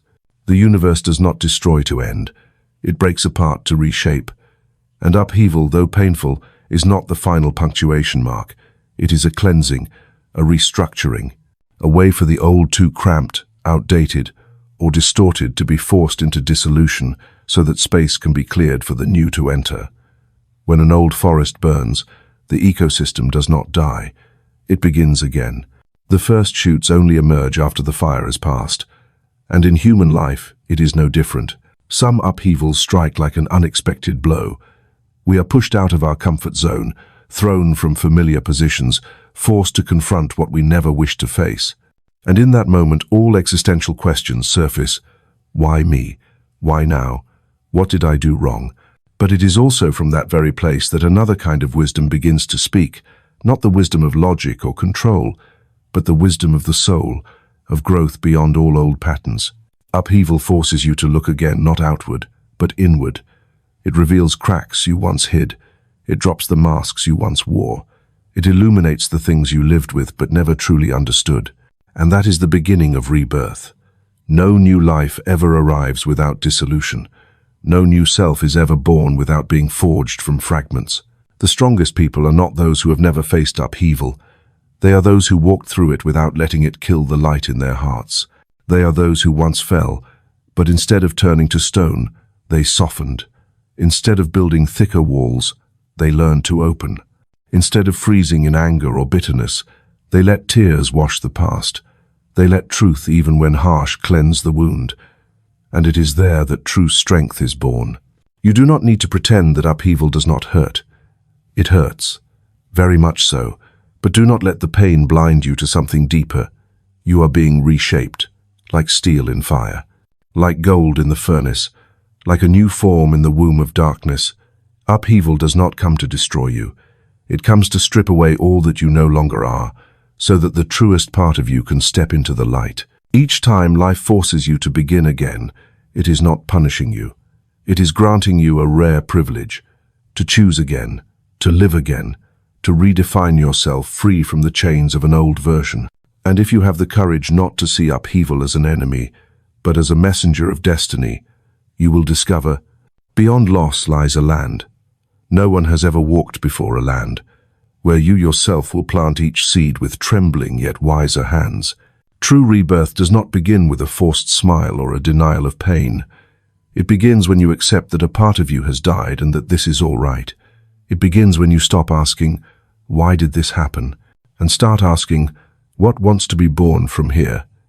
It begins when you cease blaming, cease resisting, cease pretending to be strong, and start truly listening to what is being called from the depths within. In the darkest times, your soul does not extinguish. It only waits for you to be still long enough to notice. The light has never left. It is just that your eyes are clouded with tears, with broken expectations, with wounds unhealed. But when you accept to walk through the night without needing explanations, carrying only the trust that dawn will come, you are truly growing. Rebirth does not have a fixed shape. For one, it may be the start of a new journey. For another, it may be an ending accepted in peace. For someone else, it may be releasing a role worn for too long, to return to being oneself without strain, without compromise, without confinement. And whatever form rebirth takes, it always comes with one condition. You are willing to let the old burn away, without regret, without clinging, without trying to save what has expired. If you are in the midst of upheaval, do not rush to find an exit. Seek meaning instead. Observe the layers you are being invited to release. Let the fire burn away, not you, but what is no longer you. And then, in the ashes, find a seed, perhaps small, fragile, its form unclear, but it is something sacred rising from the ruins, a new life, a new self. You reborn from the very fire that seemed as though it would consume everything. Life always changes, but the deepest change rarely comes through ease. It comes through tremors, through moments of facing truths not easy to hear, through times when everything seems to fall apart. Yet if you dare to go all the way into the pain without running, you will step out the other side not only with a scar, but with a new vision, deeper, clearer, truer. Upheaval is not a curse, it is a rite, a sacred ritual of life reserved for those ready not just to live, but to become. And in that becoming you will realize, all that ever burned away was only the shell. The seed within long ago was always waiting for the day to sprout, and today perhaps is that very day. The universe does not stand still. Everything alive is in motion, from the beating of the heart to the orbit of planets, from the cycle of water evaporating and falling as rain to the quiet currents inside the body. All of it operates on a fundamental principle, circulation. And at the deepest layer of every phenomenon, hidden within, is a sacred rhythm without which life cannot exist, the rhythm of giving and receiving. You don't need lofty theories, only to pause and observe your breath. When you inhale, you receive. When you exhale, you give. And the miracle is this: you cannot receive more without first exhaling. You cannot keep air locked in your chest without suffocating your body. Likewise, you cannot keep demanding from life without giving. You cannot hope to harvest without planting. You cannot receive love without opening your heart. The flow of life is a closed circle, and any point that is blocked creates stagnation. Giving does not make you lose. Receiving does not put you in debt. Because when you understand the principle, you will see giving and receiving are truly one. They are not separate, but two faces of the same stream of energy. When you give kindness, you create the space to receive kindness. When you give help, you open the possibility of receiving support from the most unexpected places. And when you learn to receive without shame, without suspicion, you allow others to experience the joy of giving. Many people have learned how to give, but not how to receive. They are used to carrying burdens, used to sacrificing, used to offering but afraid to open their hearts to accept. Yet balance cannot exist if you only exhale without inhaling. Endless giving does not make you stronger. It only leaves you depleted if you do not practice the art of receiving. You are worthy of receiving, not because you are perfect, but because you are a part of this sacred circle, and if you refuse to receive, you are refusing your very role in the flow. On the other hand, some people only want to receive. They want to be loved, cared for, recognized, supported, but they are not yet ready to give. They want abundance, but do not dare to share. They want compassion, but do not know how to listen. They want connection, but keep their hearts sealed behind walls. And the result is this: they live in spiritual hunger, not because life is lacking, but because they have shut the valve. No one can inhale forever without exhaling. No one can receive endlessly without giving. The universe runs on circulation. A river remains pure only when water flows continuously. The human heart remains at peace only when love is not withheld. Life is abundant only when you allow things to move through you as naturally as breath, without clinging, without closing, without fearing loss, without fearing emptiness. Because the source of life is not in what you hold in your hands, but in the capacity to let it pass through you. Giving does not have to be material. Sometimes the most precious thing you can give is your presence, a gentle gaze, a word of encouragement at the right time, a silence that allows another to be themselves. And receiving does not always come in tangible gifts. It can be the trust someone places in you, the opportunity life sends through an unexpected door, the quiet reminder that you are loved, even when no one says it aloud. Look at the seasons of the year. Spring arrives to sow, summer to grow, autumn to harvest, winter to settle. No season plays the only role. No season lasts forever. The cycles of nature are the greatest lesson on giving and receiving. When you learn to harmonize with this cycle, you will see life is not lacking. It is only waiting for you to open at the right moment. There are things you are seeking that will not come by working harder, but by exhaling, by sharing, releasing, giving away what you have clung to out of fear of not enough. And conversely, there are gifts you have long awaited that have not yet entered your life, not because they do not exist, but because you have not opened to receive. You have not believed you are worthy. You have not believed life can be easy. You have not believed love can arrive without conditions. Look back at the turning points in your life. Perhaps you once gave so much and felt as if you received nothing, but ask yourself, were you willing to receive? Did you believe you were worthy of good things? And if the answer is no, perhaps it is time to practice inhaling, to practice receiving not just gifts, but light, not just material, but healing, not just opportunity, but the unconditional love the universe has always held for you, for the one learning to return to the original rhythm of life's breath. No one is only a giver. No one is only a receiver. Each day is a breath. You give, you receive. You share, you gather. You open, you are filled. Do not resist this rhythm. Do not close yourself off from the part unfamiliar to you, because it is in the full harmony of giving and receiving that you truly live. No longer fearing lack, no longer striving to have, but experiencing a natural fullness as breath, as rivers, as the sun that shines without needing a reason. And so, when you live in this flow, you no longer ask, when will I finally have what I want? Instead, you smile quietly and say, I am already in the river of life. Everything is arriving and leaving at the right time. And that is the greatest freedom, to live without force, to receive without fearing debt, to give without expecting return, because you know this. The universe always acknowledges every breath. No one can love you more than the way you love yourself.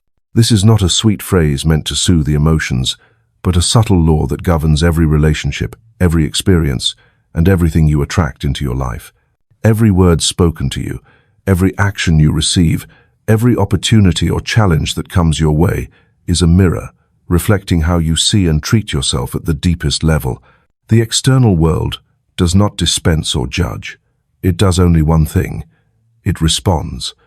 And what it responds to is the signal you are sending out, not only through words or surface desires, but through the deeper vibration where you silently believe you are worthy or not, abundant or lacking, lovable or needing to struggle for acceptance. And at that level, if you see yourself as secondary, as not good enough, as someone who must sacrifice in order to be loved, then no matter how you present outwardly, the world will respond to you in exactly the same way you are treating yourself. Self-love is not arrogance. It is not looking at yourself through a lens of false admiration.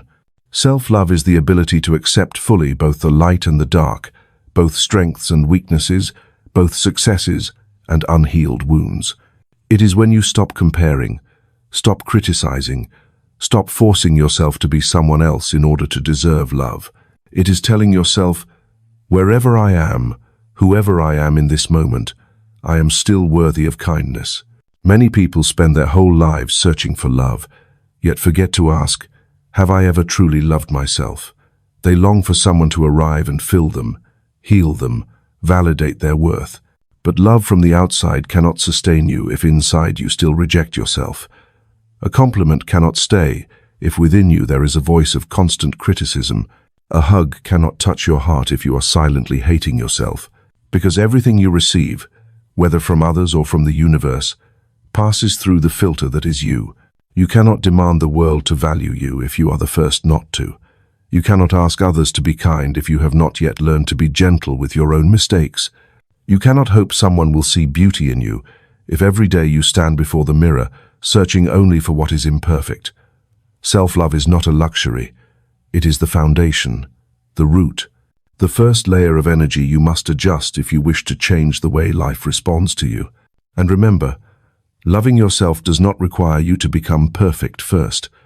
That is the greatest misconception. Perfection will never arrive. And if you keep waiting until everything is fine before you allow yourself love, you will wait a lifetime.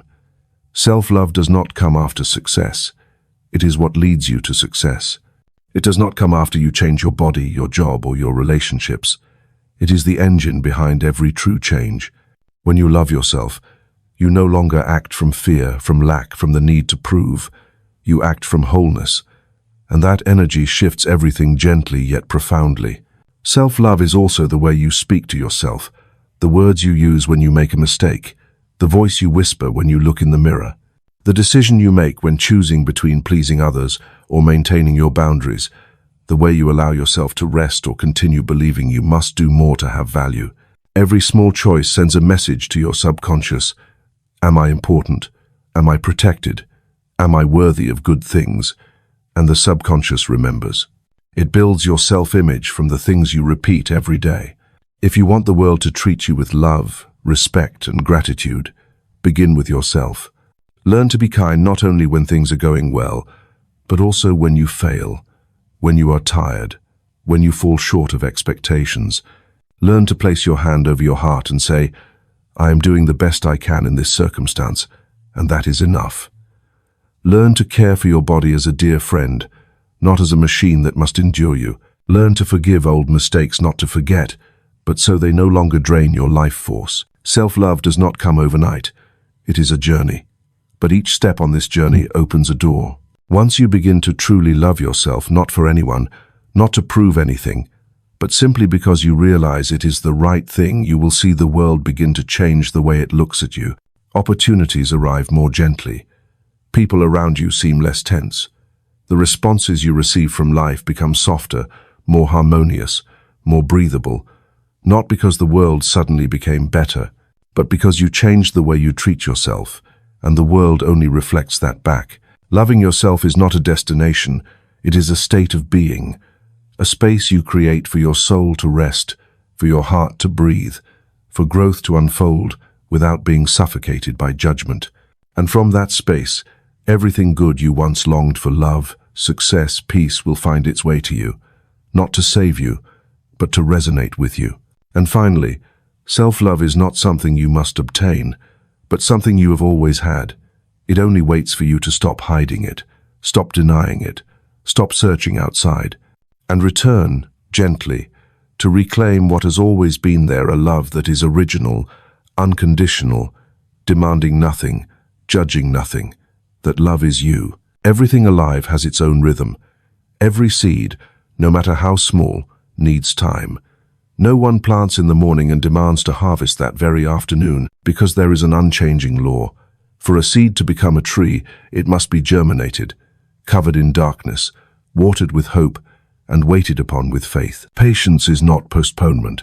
It is a state of maturity where you do not need to see results immediately to believe that the process is working.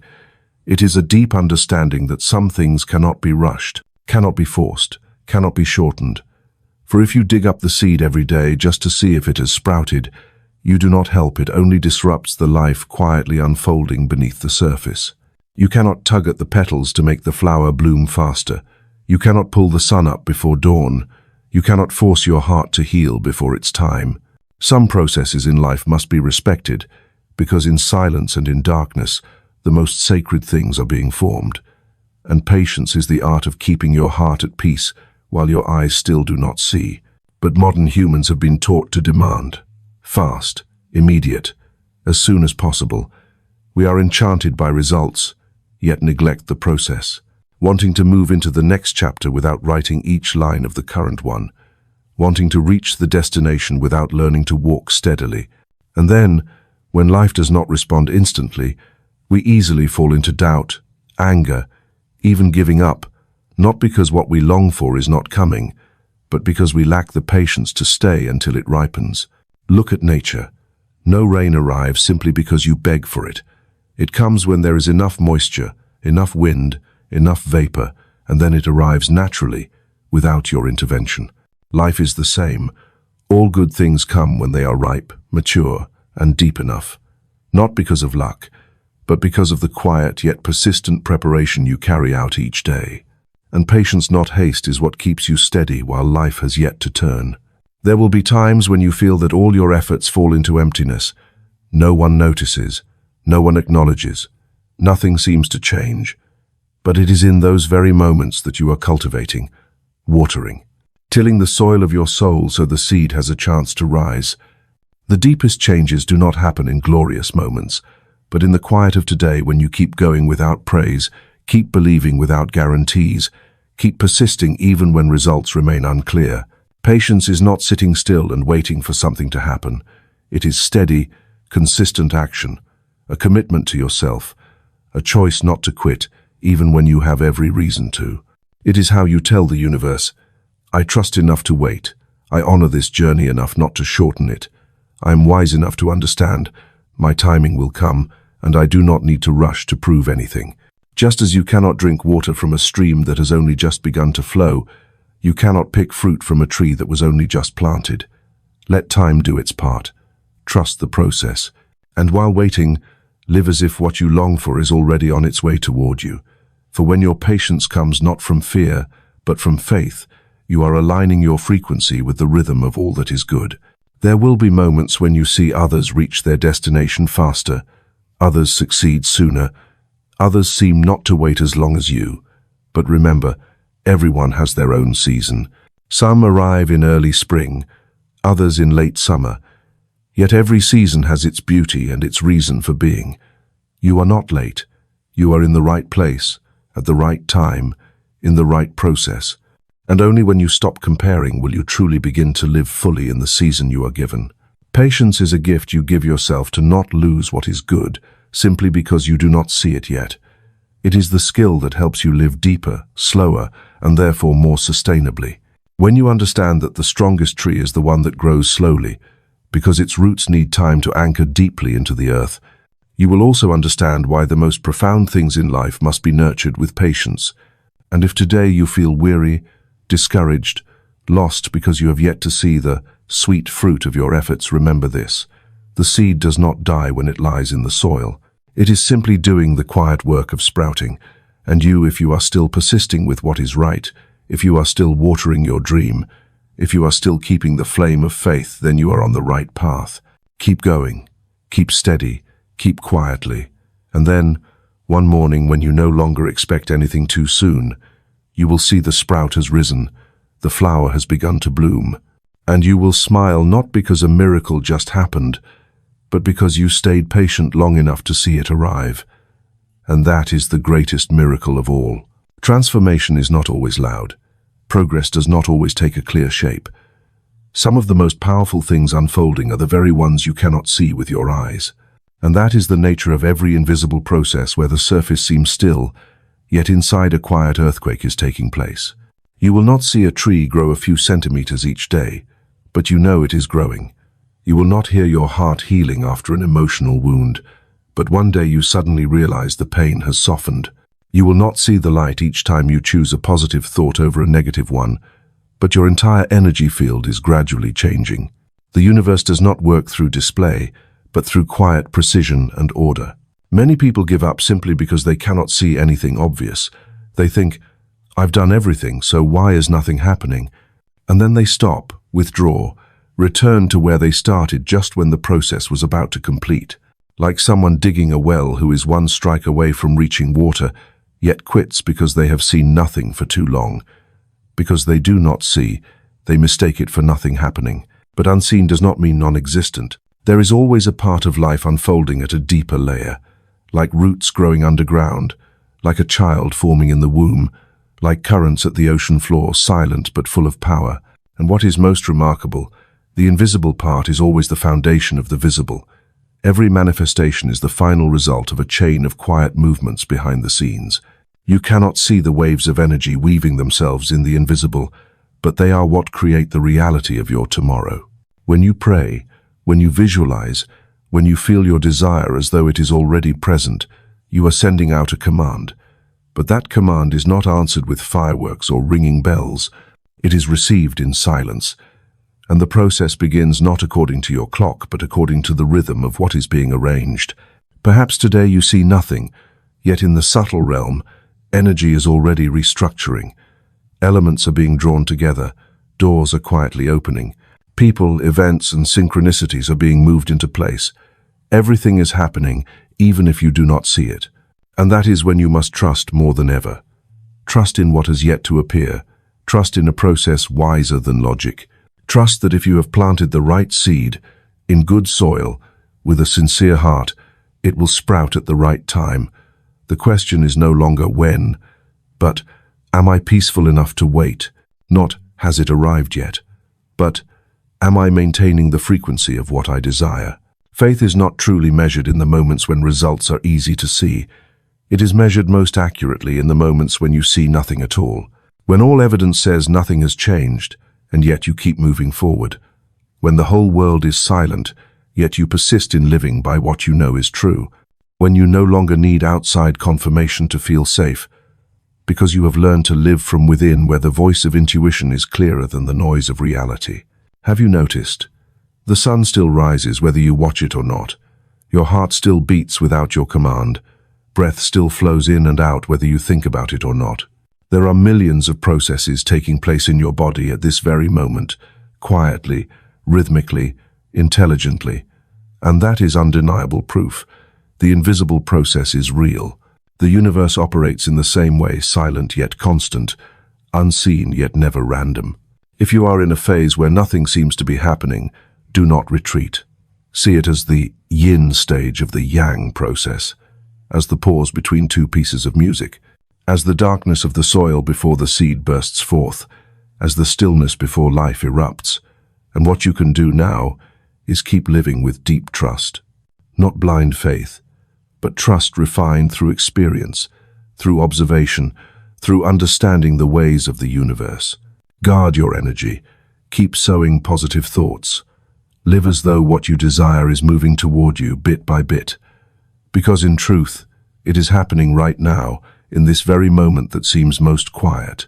Do not destroy the process with doubt. Do not dig up your belief whenever you do not yet see results. Let it live. Let it have the chance to become real. For when you truly understand the invisible process, you will no longer be impatient. You will no longer feel the need to hold everything in your hands. You will walk with ease in each step, with lightness in each choice, with calm in each day, because you know everything is being arranged, everything is taking shape, everything is drawing closer with every minute, every second. And at the exact moment, what you are waiting for will arrive, not early, not late, but precisely in the timing of a higher intelligence orchestrating it all. And when that happens, you will smile, not because of the final result, but because you have matured enough to live with the process, peaceful, understanding, and unshakably strong. No building is ever constructed without a design. No tower ever appears simply because someone wished for it. The universe is like a great architect. It does not work on random whims. It needs a blueprint, clear, consistent, and detailed. And that blueprint is not drawn on paper, but in your mind, in the way you imagine, feel, and believe in what you desire. If you dream of something but cannot picture it specifically, if you constantly change your desires according to fleeting emotions, if you send out a signal that is vague, chaotic, or doubtful, then the universe cannot coordinate with you, not because it refuses to help, but because it does not know what to build for you, just as a construction team cannot begin if the design changes every day. A dream is not just a passing wish. A dream, when properly designed, becomes the guiding signal for all flows of energy. But design here is not merely jotting down a few notes in a notebook. It is a process of making a clear choice. What do you want? Why do you want it? What are you willing to give in order to step into it? And are you steadfast enough to hold that frequency? The universe listens to emotions more than to words. It responds to the frequency you emit, not the words you write on paper. Therefore, a true dream design is a harmony between the images you hold in your mind and the feelings you carry in your heart. When those two align, you have begun to send out the most vivid blueprint the universe needs. Imagine you want to build a house. You cannot simply say, "I want a beautiful house." You need to know how many rooms, what architectural style, which colors, open space or closed, with natural light or not, what surroundings, what role does this house play in your life, and how will you feel living there each day? The more specific, the stronger the blueprint. The truer the emotion, the clearer the frequency. This is not to force you into controlling every detail. On the contrary, you are cooperating with a higher intelligence. But for that force to work effectively, you must know what you are asking for. Otherwise, the universe will only reflect back mixed signals, and the result will be an inconsistent reality. Many people think dreaming is a childish game.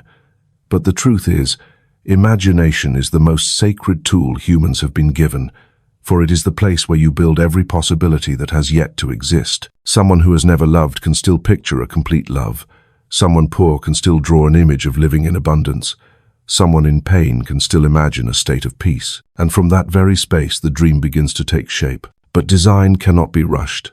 You cannot sketch it carelessly and then complain when things do not go your way. Nor can you dream of one thing today, doubt it tomorrow, and replace it with something else the next day. Design requires seriousness, not heaviness, but sincerity toward your own desire, as though you are truly contributing to the construction of your life, not outsourcing it to fate. One reason many people do not see their dreams materialize is because they only wish, but never build. They send out weak signals, then let go. They let doubt ruin the original blueprint. They do not return to the design daily, do not nourish it with feeling and faith. And the result is that the universe receives a faded design it cannot execute. But if you are willing, begin again. Close your eyes and clearly envision what you truly long for. Not what pleases others, not what is trendy, but what makes your heart come alive. What feels as if it already belongs to you even before it appears. Feel that space. Touch its surface in your mind. Walk inside that house. Sense its scents, its light, its sounds, its rhythm of breath. And most importantly, remain there in gratitude as though it already exists. The universe does not build from matter. It builds from energy, intention, and faith. And you are the one who lays the first brick by designing your dream in the most honest and precise way. Do not worry if you do not yet have all the answers. You do not need to know every step, but you must know the destination. When you hold that destination firmly, the steps will reveal themselves. Your dream is not something outside you. It is the deepest part of your soul that wants to be seen, wants to take form, wants to become part of this world through you. And when you are clear enough, the universe will begin, not because you forced it, but because you sent the exact blueprint. And then everything will begin to align. Synchronicities appear, opportunities emerge, doors you never expected begin to open. Nothing is too small to dream of, and nothing is too big to bring into reality, as long as you are willing to design it with clarity, with faith, and with a living heart. The design of your dream does not begin in the future. It begins in this very moment. And if you are ready, so is the universe. Every emotion is a note. Every thought is a beat. Every choice you make creates a harmony vibrating within the frequency of the universe. Life is not a pre-recorded track where you merely replay familiar patterns. It is a symphony unfolding vivid, flexible, and full of creative potential. And you, whether you believe it or not, are holding the conductor's baton. Every great symphony begins in silence. In that still moment, the conductor does not command but listens. He listens to the rhythm inside himself, to the breath of the orchestra, to the anticipation of the audience. And then, with one gesture, he brings it all into sound on tempo, in tune, with the right emotion. Mastering emotions is not about control or suppression. It is the ability to sense, recognize, and then consciously orchestrate them, like precious instruments in the music of your life. A person who does not master emotions is like an orchestra without a conductor, the drums too loud, horns blaring out of order, strings pulling off beat, and the chaos does not merely create discordant sound, it makes the entire piece unbearable to hear. Conversely, when you are aware that you are keeping time, you begin adjusting your inner space like a true artist. Not every emotion must play at once. There are lows and highs. Sometimes silence is the climax. Sometimes anger is necessary, but all of it is guided by you from the center, not swept away, but conducted from the deep foundation of awareness. Emotions are not enemies. They are maps, signals, living energy trying to tell you something. When you feel anger, it may mean your boundaries have been crossed. When you feel sadness, it may mean something inside you needs healing. When you feel envy, it may mean a part of you has not been acknowledged. But if you only react, letting them steer you like a rudderless boat in a storm, you lose your agency. You are no longer the conductor, you are merely an instrument being played at random by untamed emotions. Mastering emotions is a journey of presence. You cannot master what you do not recognize, and you cannot recognize what you continuously avoid. Instead of fleeing emotions, observe them as you would listen to each sound in an orchestra. Which voice is dominant? Which one is being drowned out? Do you need to change the tempo? Is there a note off-key that requires fine-tuning? The special thing is, no one else can do this for you. No one lives inside you long enough, deep enough to conduct in your place. No doctor, no lover, no teacher can step into your mind and transform each note of emotion for you. Only you. And when you realize this, you stop seeking outside. You turn inward to where the conductor's baton has always been waiting for you to take hold. Mastering emotions does not make you unfeeling. On the contrary, you become more refined, more sensitive, not manipulated yet not numb. You can cry when needed but not drown. You can be angry when it is right, but not destructive. You can rejoice to the point of dancing, while still keeping the inner core from being inflated into illusion. Everything becomes sacred, because you are fully present in each emotion. Emotion is moving energy. When you know how to use it, it becomes fuel. When you don't, it becomes a chain. Someone full of motivation is simply one who knows how to use positive emotions as fuel. Someone weary is one being dragged by negative ones. But energy is still energy. The question is not, what emotion am I having? But, how will I conduct it to create a harmonious composition? You can begin with the simplest practice. Stop and listen. Before reacting, breathe. Before judging, observe. Before shouting, ask, what inside me needs to be understood? And in that pause you will hear the background music of your own being the sound you thought had been lost in life's noise. When you return to the center, what is outside no longer has the power to throw you off tempo. Life does not promise to always be gentle, But when you are the conductor, you know how to turn even the lowest notes into the opening of a crescendo. You do not need to erase all negative emotions. You only need to learn to place them in the right spot. Just as a composer chooses the right moment for a minor chord before the triumphant resolution of a major harmony. And something miraculous happens when you practice this daily. Gradually, you not only master emotions, you begin to shape the very atmosphere around you. Wherever you go, people sense your steadiness, your peace, your harmony. Because you are no longer led by emotions, you are leading them. And the universe, as a vast orchestra, will listen to that guidance and align itself with the symphony you are composing each day. You are the conductor, not by chance, not because someone else chose you, but because you have always been so. The symphony is waiting for you, and the baton has always been in your hand, ready to begin right now. Nothing needs to be forced in order to stay. No one needs to be chased in order to remain. No opportunity needs to be begged for in order to knock at your door. When you are yourself, whole, clear, and unhidden, what belongs to you will arrive, not too early, not too late, never out of rhythm with the flow.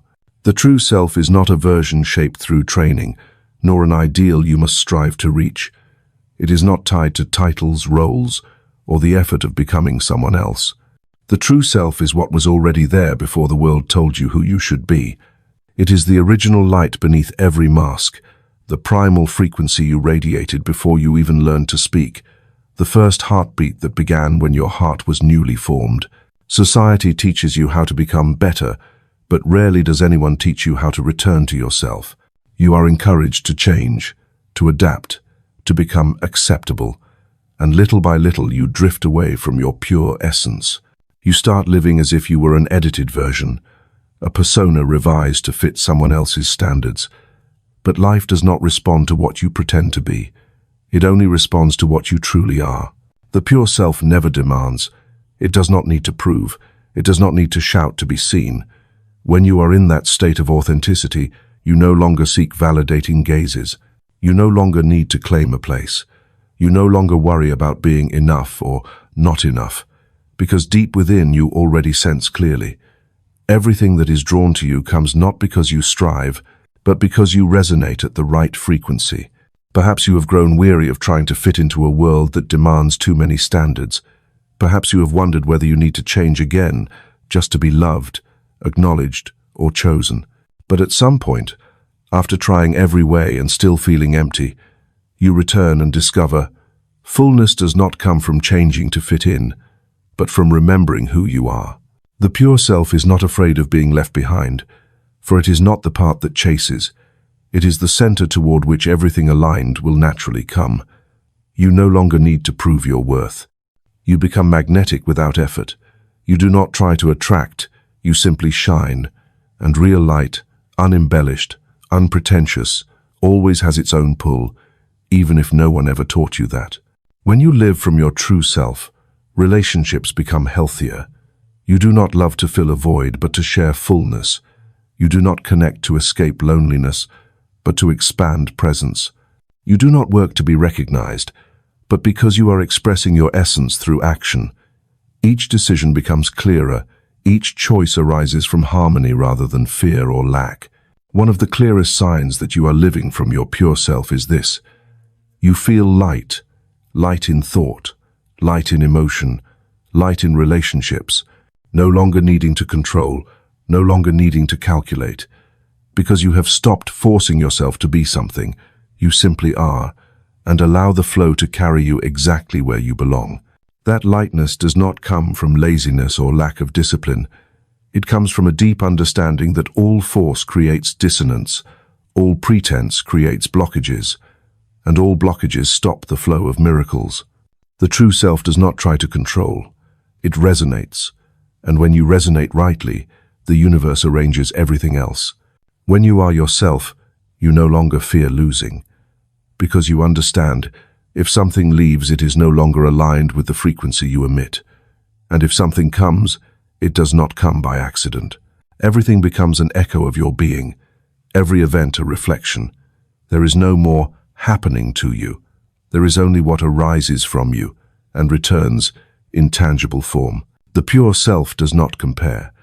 It does not need to look at another's life to define its worth, because it knows.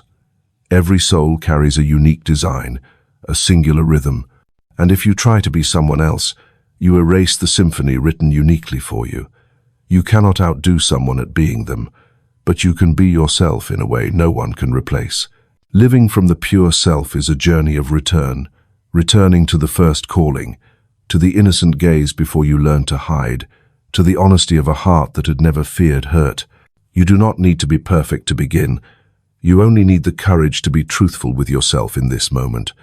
Begin by breathing deeper, softer, and asking, if I were not afraid, who would I be? You did not come here to please the world. You came to remind the world that there is a way of being that does not fight, does not shout, yet still moves everything. And that way of being is not far away, it is you, when you are you. When you live from your pure self, you no longer search for a mission. Your life already is the mission. You do not need effort to become valuable. You already are value.